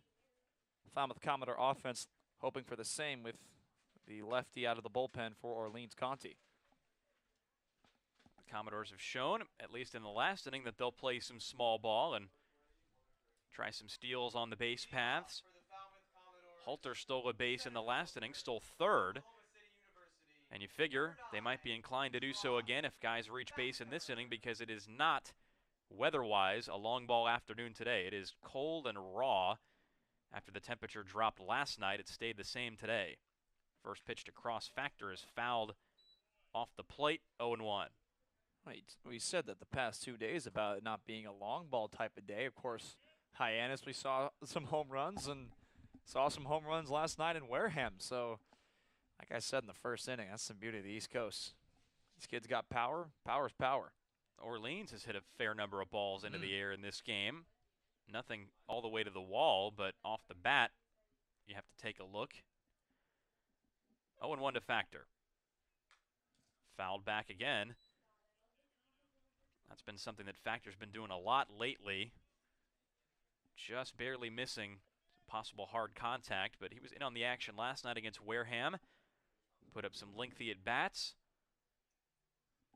0 for 1 so far today. The 0-2.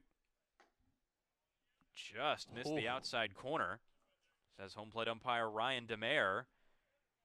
And Factor's got a new lease on this at-bat. You got to capitalize on it. A great spot there from Conti. 1-2. Ground ball, sharply hit foul to the right side. Clean pick by the Falmouth first base coach, and it stays 1-2. He was close to fielding that one. Ryan chucked it back over to the dugout. Certainly not the day to try to field these ground balls without a glove. 1-2 pitch.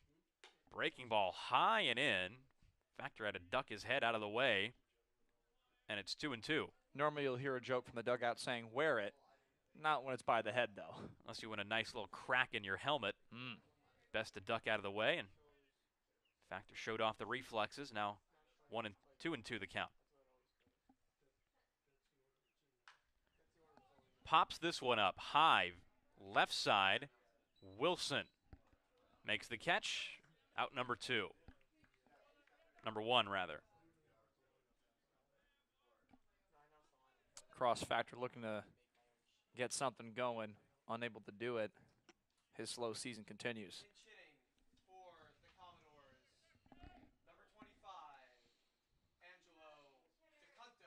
Corey Collins now up to bat. With 1 out, bases empty. Collins' second at bat of the day. Struck out looking his first time up. against Stallings.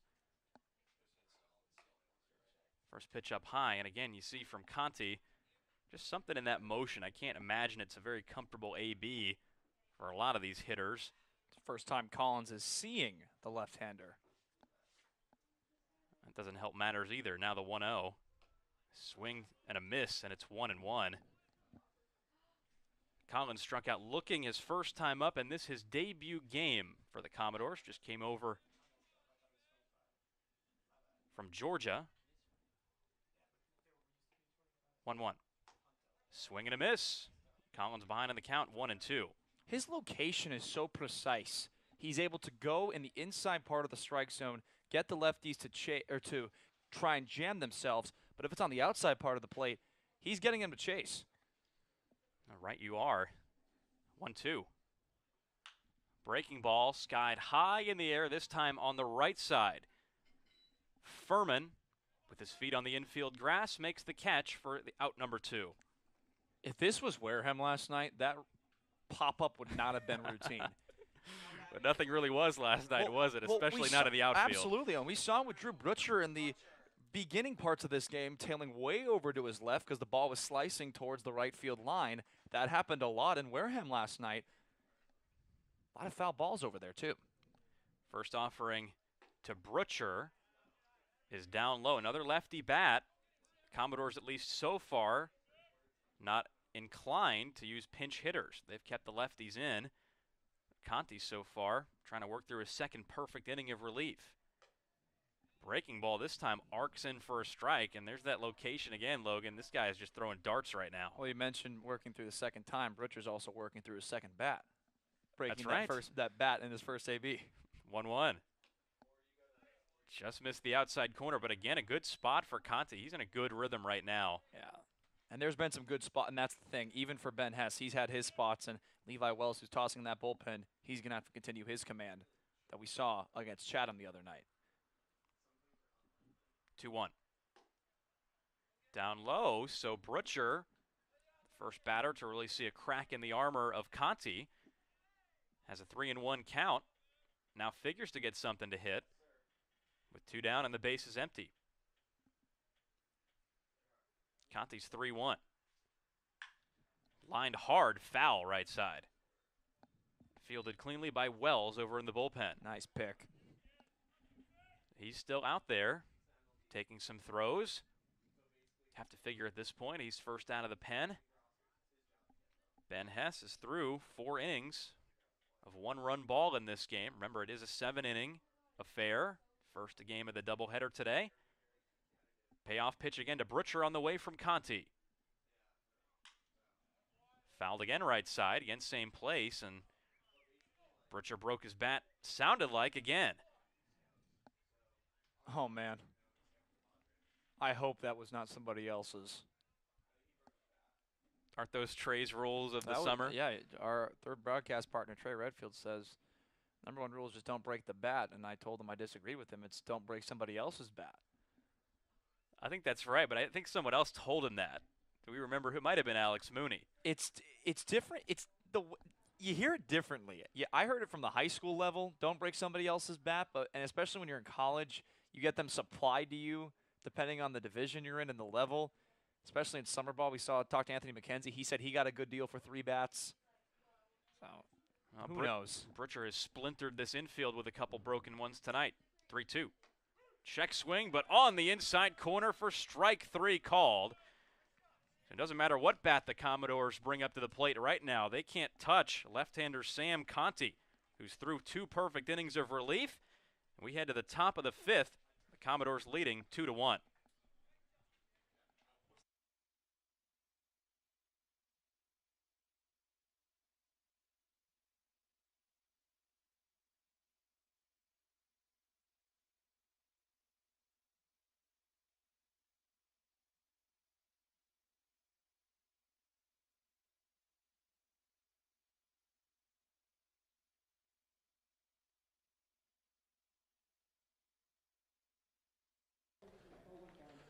Welcome back to Guv Fuller Field. Firebirds about to come up to bat here in the top of the 5th, which is a great time to talk about the lineups. Normally you see these get posted 2 hours before first pitch, sometimes even 30 minutes before.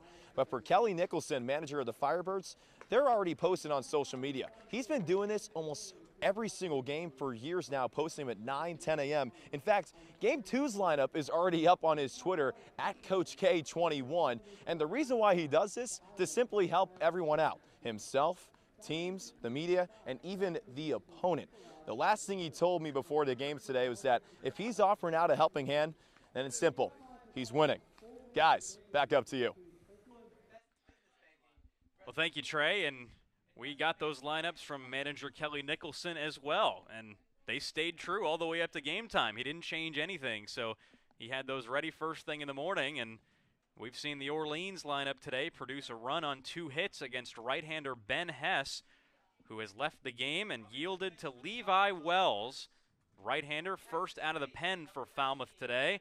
And Logan, he really impressed in his first outing of the season. Yeah, that outing came against Chatham. It was the last home game the Falmouth Commodores played. He went 3 innings, 1 hit, 6 strikeouts, did not allow a run, did walk 2 people, but he didn't hit a batter. And this kid was absolutely filthy, electric. And we talked about it for the first 2 innings that he was on the mound. He struck out the first batters he saw in each inning on 3 pitches. And Wells, 3 innings, 6 Ks against the Chatham Anglers. He comes over from Texas State University. A returner with Falmouth this year, pitched for them last summer as well. Sat 95 with the fastball a year ago, and has a curveball as his primary breaking weapon. And that curve was the one working for him against Chatham. He was throwing it for strikes at will. First batter, Nick McClary, inside for ball 1 here in the top of the 5th inning. So 9-1-2 coming up for Orleans. The Doors up by a run. Wells is 1-0. Fastball came inside and clipped him. Leadoff hit by pitch. McCleary on base to lead things off here in the 5th, and an ominous start for Wells. Well, we saw this back in the top of the 4th inning. In my opinion, a hit by pitch and walk are essentially the same thing, but we saw the 2 leadoff batters reach via walks and then runs scored, so got to be careful here. Falmouth Commodores have been so good turning double plays. I'm going to sound like a broken record. Do it again. Mooney over at short, Saldivar at second, and then Halter over at third. McCleary has yet to try a steal this summer. First offering to Honeyman is in for a strike, and there's that breaker from Wells. Not the first time today that Honeyman hasn't seen a fastball first pitch of the at-bat, and he's just watched him go by. Certainly not the guy that Wells wanted to walk a hitter in front of either. Honeyman has been hot with the bat. 0-1. Let's see. Did it hit him or hit did the knob? Get the handle of the bat? McCleary is making his way to second right now, and Honeyman grasping that hand at the plate. Either way, either he just got really stung by something that hit the handle or the knob of the bat, or he got it right on one of his hands. Well, it's summer ball. You have no purpose to lie, and this kid is in some pain. And credit to the home plate umpire, Ryan DeMare, who talked over to the Falmouth Commodore dugout saying, and they're asking, did it hit the hand or the knob? And he goes, both. And right now, Honeyman's in some discomfort. Especially on a day like today with the weather so cold. I figure that stings a little extra. So McCleary's over there standing at second base. For Levi Wells, uncharacteristically wild to start his second outing of the summer. We didn't see him with any control problems against Chatham. He did walk a pair across 3 innings, but otherwise looked in command of his arsenal. Leadoff hit by pitch by McCleary. And now what looks like it's going to be another to Honeyman. And he is now awarded first base. Kelly Nicholson checking on his center fielder, making sure he's okay, and good thing he is, and he stays in. So for the second straight inning, they've given free passes, if you will. Honeyman, a hard guy to walk at BC, only took 11 in 40 starts with the Eagles. This time doesn't have to wait around. He takes first the hard way, and here's Nate Furman with 2 on and nobody out here in the top of the 5th inning. All of a sudden, a pop-up jam for Levi Wells. First offering to Furman, squares to bunt, and it tails inside. Peyton does not throw back to second to try to nab McCleary, and it's 1-0. Well, we saw what they did the last inning with the sac bunt. They're trying to execute it here. Furman has struck out twice today. Infield in at the corners for the Commodores. 1-0. Furman squares again. This time gets it down. Wells fields first base side and completes the play. Out number 1 here in the top of the 5th, but both runners move up.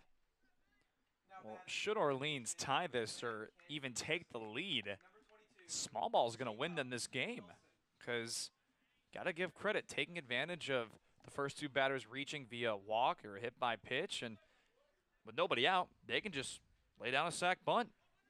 Because obviously these players are here to improve their stats and their numbers, but the big thing managers will tell you is what can they do to contribute to making the team win, and that's the best quality in any ball player at any level. Second sacrifice bunt we've seen today for Orleans as Jacob Wilson swings and misses at the first offering from Wells. It's 0-1. So Furman just laid one down. It was Keishel who did it back in the 4th, and then Stinson drove in a run on a sacrifice fly. So team play helping Orleans get on the board today, and the threat here in the 5th not over as Wilson lifts a fly ball to right field. Brutcher giving chase, and it bounces in front of him beyond the Falmouth bullpen. That's smart. I don't want to assume by any means, but kind of pulled back a little bit, because had he had caught that ball, this game's tied. Perhaps a brainy play on the part of Brutcher. Wilson at the plate, now down with an 0-2 count. Number 3 hitter today for Orleans, armed with those Lightning McQueen cleats. What do you think Trey Redfield thinks of those, Logan? He's somewhere smiling. 0-2 pitch. Breaking ball misses way high for Wells, and it's 1-2. Now you got to bust out those strikeout pitches that we saw against Chatham on Thursday night. And Wells was throwing his curveball for strikes pretty much at will. Has yet to do so here in this inning. 1-2. Fastball pieced foul right side, way high and out of play. Wilson stays alive, and he's been one of the better Orleans hitters so far this year. Coming into today, 6 for his first 18, a clean .333 average. Has already walked today, later scored the first run for Orleans back in the 4th. 1-2. Breaking ball comes up and in. And so far, at least, Wells looks like he's looking for the feel on that pitch. Got to get them on the outside part of the plate. Get him to chase, but Wilson's done a good job going the other way, spoiling some pitches. Infield still in at the corners for the Doors. 2-2. Hacked foul back at the plate again. Wilson had to go up to get that pitch. And topped it foul. He's putting up a battle here against Wells. Hess won a lengthy battle to lead off this game. Wells needs to do it here. Now the 2-2 to the plate. Swing and a miss. Wells gets his first K, and it's a big one here in the top of the 5th. Out number 2 with runners at second and third, and Kevin Sim stepping up to the plate. Well, Sim, another one of these bats on the Cape that was featured in the regionals and in the tournament on the Cape now. First offering from Wells is up. Fastball getting in on Sim, and it's 1-0. Kevin Sim went to University of San Diego. 1-0. Down low, good block by Peyton, and it's 2-0. Walked 34 times, so he already drew a walk today, had a single back in the 2nd. Sim, a well-rounded hitter out at San Diego, 292 hitter. Coming in today with Orleans hitting 222 on the summer, 2-0 pitch. High again, and Wells just trying to get the ball down right now. He's missing vertically with his command, both with the fastball and the off speed. 3-0 the count on Sim with runners at second and third, and here's the 3-0. Outside for ball 4. 4-pitch walk to Kevin Sim, and the bases are loaded with 2 down here in the top of the 5th inning. Well, when one West Coast guy exits, another enters. And now Kevin Sim, who just walked, still continues to not be retired. 1 for 1, but Luke Keishel laid down that sac bunt back in the 4th. Also singled. You got to be careful. Keishel, a dangerous hitter, and the first pitch to him is a swing and a miss up high. He tried to hit that one all the way back to Wareham, all the way off the Cape over the Bourne Bridge, and it's 0-1. Only yielded 1 hit against Chatham. Trying to be smart here and use that to his advantage. 0-1. Fouled back, and it's 0-2 on Keishel. And what is to his advantage is his ability to strike batters out. Wells this spring at Texas State, 91 innings, 86 punch-outs. Struck out 29 with the Commodores last summer in 17 innings. The 0-2.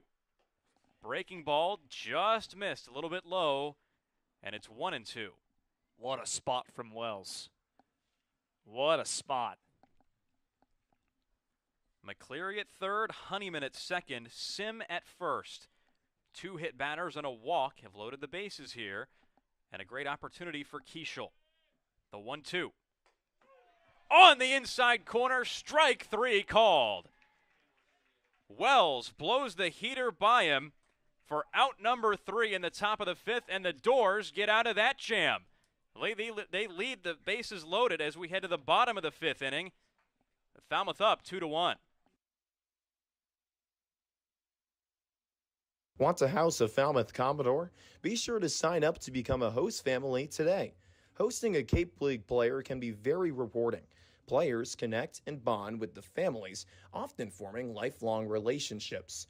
Please remember that every Commodores player is bound and governed by NCAA rules and regulations. In order to maintain their collegiate athletic ability, host families receive a weekly allowance from the Falmouth Commodores to help cover player expenses. Host families are not required to provide transportation to players. The Falmouth Commodores are very grateful to the wonderful families that host our players each and every year. If you are interested in hosting a Falmouth Commodores player for the summer, contact our housing coordinator, Lisa Smuda, at lisatz143@comcast.net. For more information, visit our website at falmouthcommodores.com. Thank you for supporting our players, and roll doors.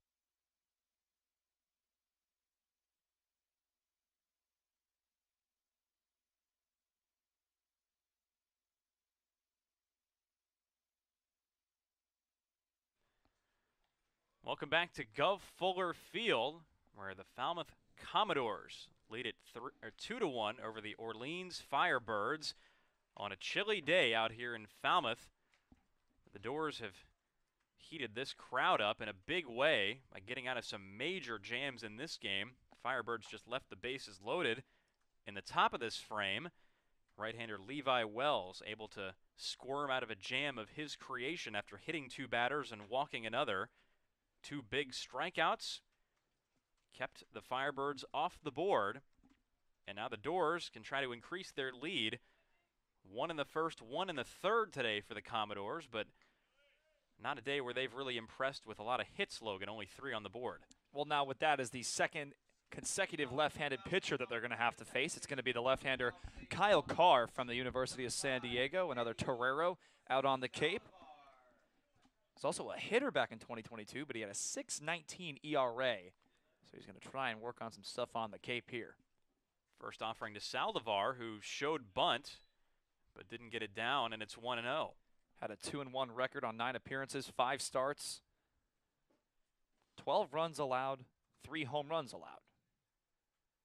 1-0 to Saldivar, skips outside, and it's 2-0. Saldivar showed bunt on that first offering and drew the corners of the Orleans infield in. Sim at first, Wilson at third. The the count 2-0 on the Commodores' second baseman hitting ninth. Swing and a miss through that pitch, and it's 2-1. Carr did also walk 7 batters with the Toreros this year. Struck out 22 as well. You see a lot of teams in summer leagues, not just on the Cape, who have pipelines to certain parts of the country. As Carr fires the 2-1, and it's fouled back. But I haven't seen anything like this that we have on Orleans. At least I don't think so. 30 rostered players coming into today, 13 from California. So they basically handpicked this roster right out of your backyard, Logan. 2-2, fouled left side. And they picked him out of a conference that isn't necessarily well known. That's the WCC. You think about the Pac-12, that's the one everybody knows about on the West Coast, but you got the University of San Francisco and then University of San Diego as well. 2-2, Saldivar waved at it, but it gets away from the catcher Guillemette, and Saldivar is going to reach base. Strikeout on a wild pitch that went way high on a bounce up on the screen. Saldivar could have walked his way over to first base, and he stands there now with nobody down. Well, that's going to go down as a wild pitch, but we've seen a couple of flaws from the USC catcher behind the dish, Guillemette. He had that eerie throw that went into left field that resulted in a Falmouth run. That one unable to be smothered. So now Saldivar's on with nobody out. It's a big first batter to reach because of how well the top of this Commodore order has played today. Throw over, and Saldivar is back. As Alex Mooney steps to the dish, the right-handed hitting shortstop leading off today. He's 1 for 1 with a double and a walk, 2 runs scored. Carr throws over again, and Saldivar is back. You're making me think about those West Coast schools. We also got Cal Poly Slow, Long Beach State. Saw the Dirtbags chatting it up before the game started. 4 of them, 2 on the Firebirds, 2 on the Commodores as well. Mooney showed bunt as well, but that pitch in a strike, and it's 0-1. And you're naming all these schools. If you just look up and down the Orleans roster, it seems like they have at least one from every one of those places you just mentioned. And we will see a dirtbag in Jerron Watts-Brown for the Commodores in game number 2 from Long Beach State. 0-1 to Mooney is up high and away. It's 1-1.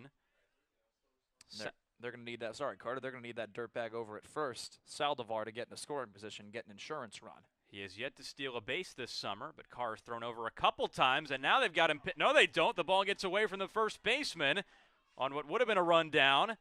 A sloppy defense for Orleans, allowing Saldivar to get to second. And he stands there now with Mooney still at the plate. Well, thank goodness we have wood in front of us because I want to knock on wood. The Falmouth Commodores have yet to commit a defensive error. The Orleans Firebirds have committed 2 costly ones. That's just one that can't happen. The throw literally got away from the first baseman, Sim. And just like I said about 5 seconds before, Saldivar's in scoring position. E1 on left-hander Kyle Carr. Second error of the day for Orleans, and Saldivar at second base with nobody down here in the bottom of the 5th. Big chance for the Doors. Mooney at the plate, the 1-1. Swing and a miss. Big cut at a fastball upstairs, and it's 1-2. Well, that dirt at home plate, I guess I should say slush or mud, not necessarily the best to get traction with your spikes. So not really sure if it is dirt anymore. Yeah, that exactly. is. It's been torn up. Now the 1-2. Low and inside. Mooney wouldn't offer, and the count even at 2 balls and 2 strikes. And that does allow something. You don't have your plant foot. That also has, because the pitchers, they have the mound at least to still push off of, even though the hole might get a little deep because of the mud. 2-2. Spoiled foul. Right side. Stays 2-2 on Mooney. And there are some muddy jerseys today. Saldivar, one of them out there at second. Mooney as well. When he swiped third, he's got some dirt on him. Some mud on him, I should say. Carr with the 2-2 again to Mooney, looking Saldivar back. Softly hit right side. Sim going out to make the catch. Saldivar stays put. And there's out number 1 here in the bottom of the 5th. Well, I was going to say up until that at bat, Mooney has not been retired today. That trend, of course, changing. So Carr with a big first out in this inning, popping Mooney up. And here's Colby Halter, who's walked twice today, but has created some chaos on the base paths once he got there, especially the second time. Advanced to second on an error, later stole third. He's yet to be retired as well. Saldivar goes for third. The throw by Guillemette is in time, and Saldivar is out. So a little bit of a late jump by the Commodores' second baseman. A good throw by Guillemette behind the plate, and the bases are suddenly empty here in the bottom of the fifth. Count now 1-0, and Saldivar thought he swum around that tag. 2 outs, base is empty. And Halter takes a pitch outside.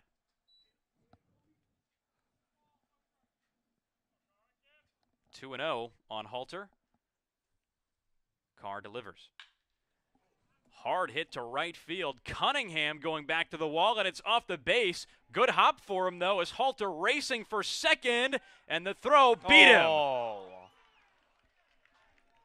Colby Halter denied a double as we head to the top of the 6th inning. Cunningham guns him down, and the Commodores lead it 2-1 as we head to the 6th.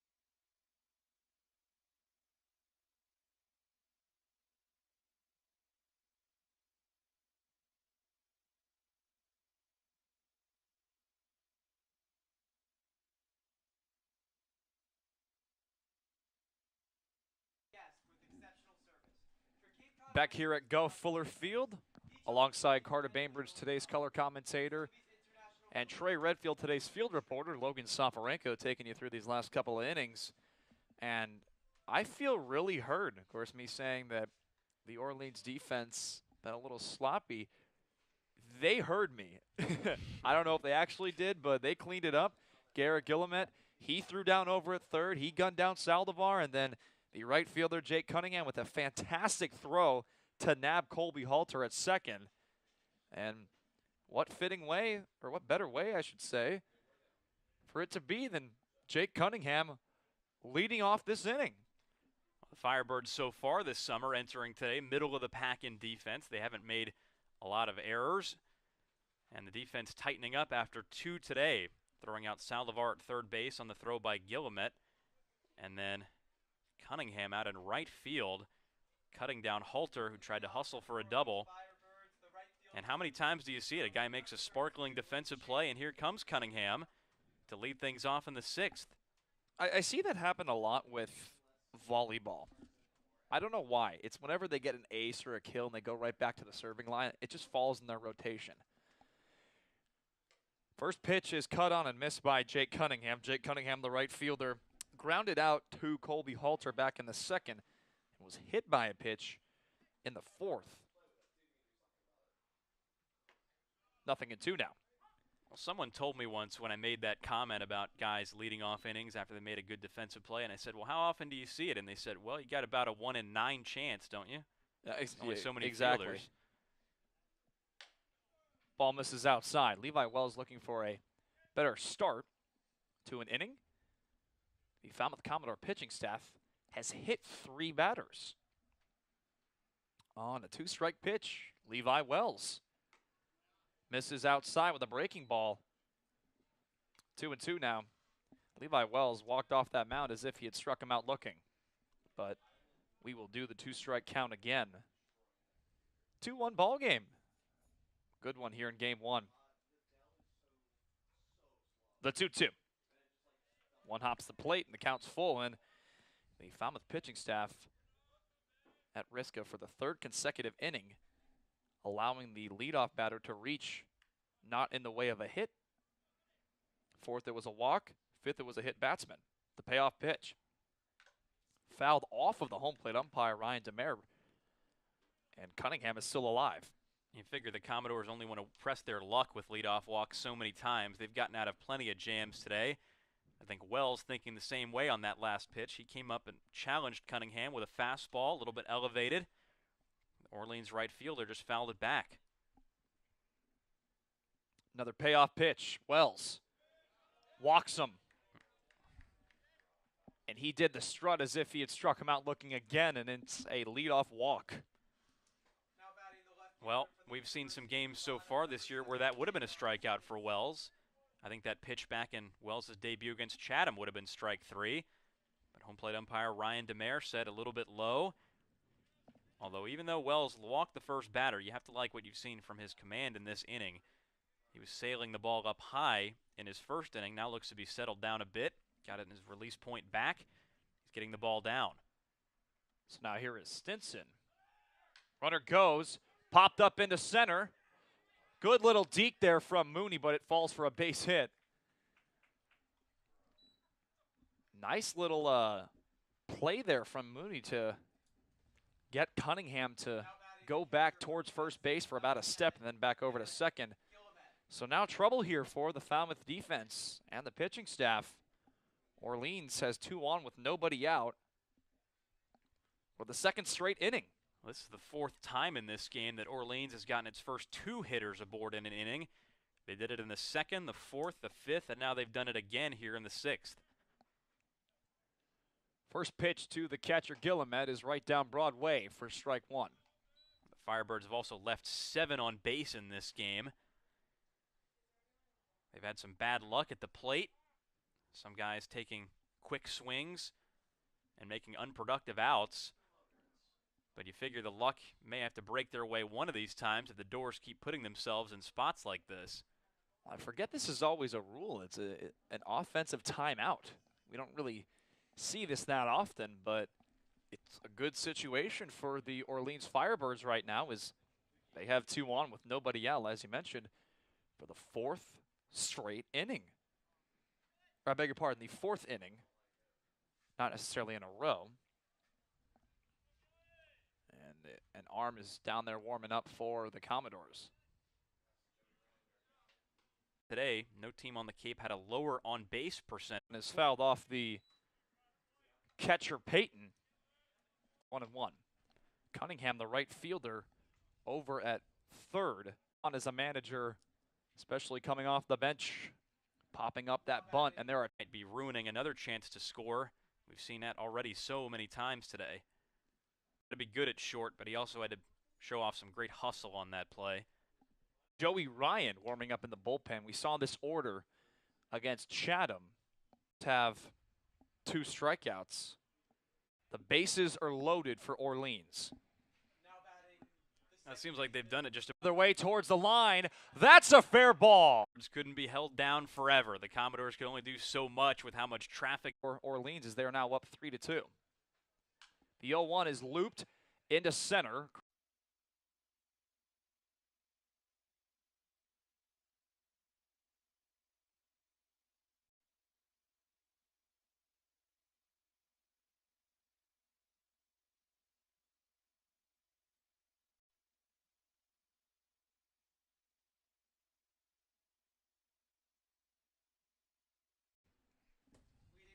Braden Taylor leading things off. On the 7th, if the Commodores still trail 3-2, they swung. Braden Taylor today, fielder's choice and a strikeout, who gathers and fires and retires Taylor. A little jam shot, right to short, Rodden.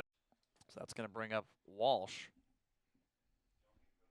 And Wilson at shortstop moving.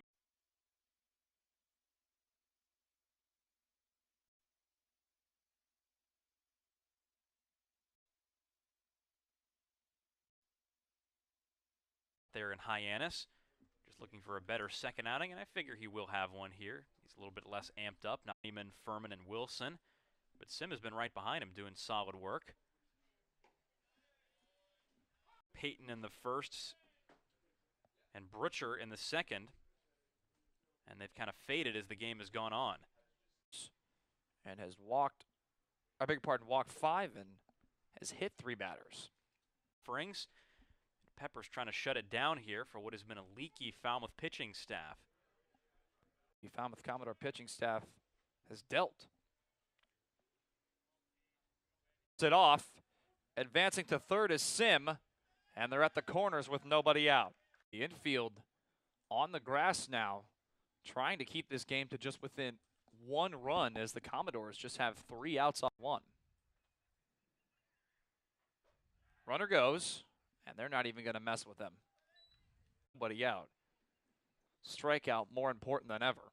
Reach down and get a pitch like that in Hyannis, but just what the doctor ordered with runners at second and third and nobody down. I mentioned. First pitch to him. Grounded off the glove of Saldivar in front of him. Pitches, and Firebirds just haven't squared anything up. They've just made unproductive out after unproductive out. Peppers needs one more to keep this game within striking distance. Here's the first pitch to Guillemette. And they're seeing if he went around. He did not. 1-0. Guillemette had that ground ball that went to Mooney that saved a run at the time. The run did end up scoring. The 1-0. Breaking ball is in there. 1-1. That pitch has been working for Peppers today, at least some of the time.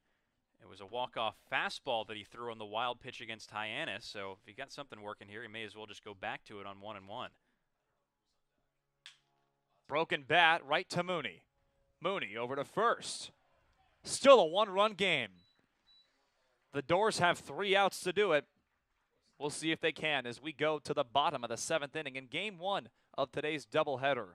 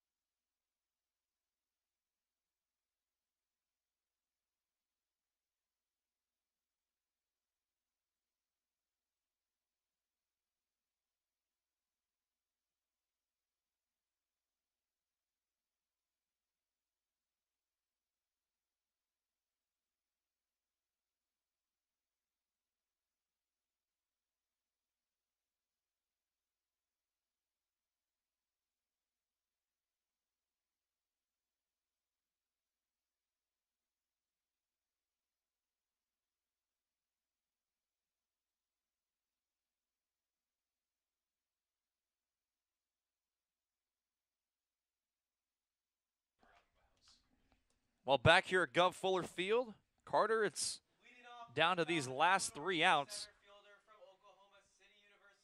Ties are obviously a factor, and they can happen. But it's going to be up to Cross Factor to get something going here in the bottom of the, what usually would be 9th inning. Kyle Carr still on to pitch for the Firebirds. Good take there from Factor. We've seen some small ball from Orleans. You wonder, should Factor reach if we see some small ball? 1-0 pitch, Cross Factor. Takes ball 2. Well, at home, you usually go for the tie if you can. This is the first time we've really seen the Commodores in this position this year. But if they get someone on base, it's going to be interesting to see what Coach Trundy does with the runner. 2-0 is fouled behind the home plate. 5 hits for Orleans, 4 for Falmouth. Falmouth has not committed a defensive error today, and that trend will put up through the first game. The 2-1. Good take from Factor. And these are good, not only just takes, but approaches right now. Got to find one you absolutely like, or if you don't like it, get a base runner on. Doors only have 1 hit since the 3rd. 3-1 misses inside, and the winning run, Corey Collins, comes up to the plate. And with the way the long ball has been a factor these past couple of days, you can't rule that out. As I was going to say, Doors with only one hit since that third inning, but it's not. They don't necessarily need one here, especially not with the count on factor at 3-1. He draws the walk. And now Corey Collins, who has had a quiet 0-for-2 day today, has got to face off presumably against the left-hander Carr here if he's left on the mound. He's got a little wiggle room here because the next 3 hitters, barring a pinch hitter, are all lefties in this lineup. The Doors today have struggled against the left-handed relievers of Orleans. Sam Conti went 2 innings and didn't allow a hit or walk, struck out 4. Collins, a lefty, with Factor at first, who can steal a bag. He did it 19 times at Oklahoma City University this spring. Just depends on how gutsy the Commodores want to be on the base paths. Collins takes ball 1. So now we talk about just moving Factor over in any way it could be, preferably one that doesn't put an out on the scoreboard. Collins struck out in the second, flew out in the fourth. Grounds that one foul. And that's something that we've seen these left-handed pitchers out of the bullpen for Orleans do on left-handed or lefty batters. Go to the inside, get them to pull foul or just pull the ball in general, and or jam them the other way. So 1-1 the count. 2-1. And we've seen the Orleans lefties change speeds pretty well in this game. They've had the Falmouth hitters out in front on pitches low and away, and then they come inside, and the Doors have been fouling it off to the right side. We don't have a number, but a right-handed pitcher is warming up in the bullpen. 3-1 now. So now it gets a little interesting. You have the lefty Butcher on deck. So you wonder if they leave the left-handed pitcher on to face him. On a 3-1 pitch, Collins misses that one. Back pick over to first. Not in time. And the count is run full. Well, Butcher's down there by the dugout talking to Coach Trundy, getting some words of advice. No indication so far that anybody's coming in to pinch hit for Butcher, who's 1 for 2 today. Big at bat right here with Collins. Factor over at first. The payoff pitch. Cut on and missed, strike 3. Absolute filth from Carr. That brings up Butcher. And breaking stuff low and away, lefty on lefty tonight has really bedeviled the Doors. They haven't dealt with it very well. A lot of strikeouts since Conti came in back in the third inning. That's the 6th Commodore hitter to K. Butcher takes strike 1. And it comes down to spotting that fastball on the outside corner. It's not just because he throws left-handed. These Orleans hurlers have had their command. So they spot the fastball and then go a little bit lower with the breaking ball. 0-2 now. Eddie Saldivar has left the on-deck circle, and Anthony McKenzie has grabbed a bat. So he will be on deck, and we'll see if they do the lefty on righty. Good switch hitting batter on deck. 2-strike pitch gets away. 1-2, but a nice pick there from Guillemette. Drew Butcher had that broken bat single. He's broken 2 bats today. We'll see if this one brings him any luck, as Factor is still over there at first. The 1-2. Misses outside, 2-2. So now you got to be careful because that's the pitch that got Collins swinging. McKenzie swinging righty on deck. On a 2-2 pitch, Butcher goes down swinging. So it will be up to McKenzie, last night's hero, who had that 3-run home run in that top of the 6th inning. He showcased some patience as well last night, drew an RBI walk in the 8th, and all the runs the Doors got in that inning came in really handy in the 9th when Wareham started coming back. And McKenzie hitting from the right side against the lefty Carr. Doors with 1 out to play with here. Grounds that one into right field, a base hit. The Doors are still alive as Factor slams on the brakes at second.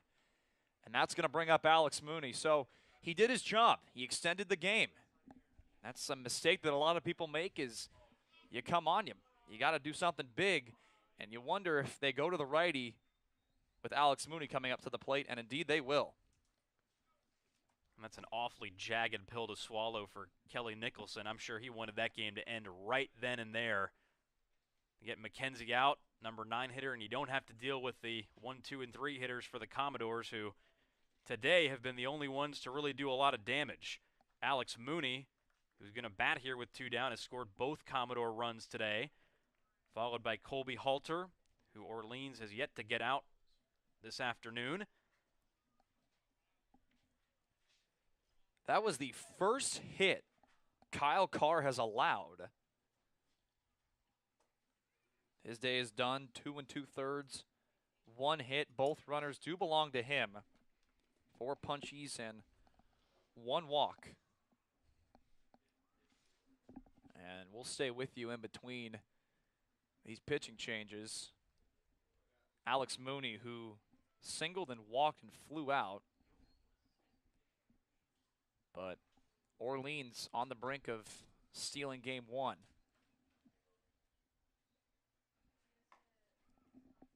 Close the book on Carr, 2 2/3 innings, 2 hits, 1 walk, 3 strikeouts.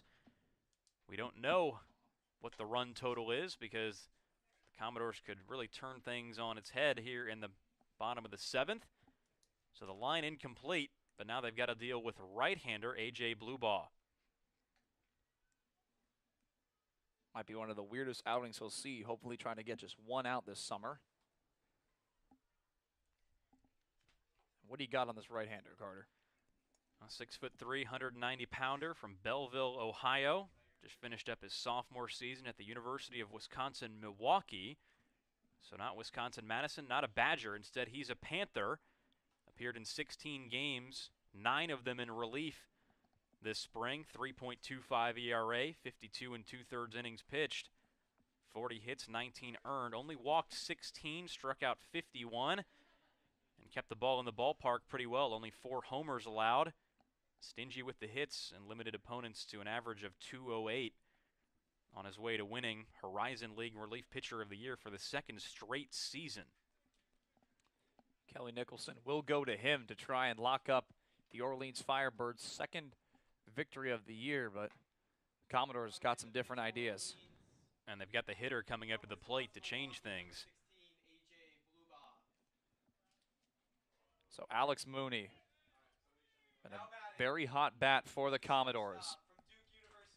Factor over at second. McKenzie over at first. McKenzie extended this game with a base hit to right. He said yesterday, just trying to go the other way, and that he did.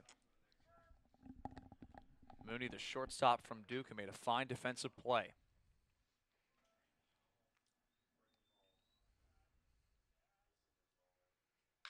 High drive. Deep left field.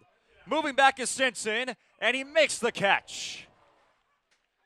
It stays in the ballpark, and Orleans hangs on, and they defeat the Commodores 3-2 of game 1 of this 2-game doubleheader. First pitch swinging, comes up empty. 5 hits for both clubs, and they're going to do it again a little soon, Carter. Boy, Mooney gave that ball a ride to left. I mean, off the bat, I think we all thought in this booth that that was out. If he hit it on a day where the temperature was about 10 to 15 degrees warmer, I think he'd still be trotting around the bases right now. But this only game 1 of a doubleheader, and the Doors will be back soon to try to see if they can split this series today with the Firebirds. 3-2 the final in game 1 of the doubleheader. Game 2 coming up very soon. Along with Carter Bainbridge and Trey Redfield, Logan Soforenko saying, we'll see you for game number 2 on the Falmouth Commodores YouTube channel.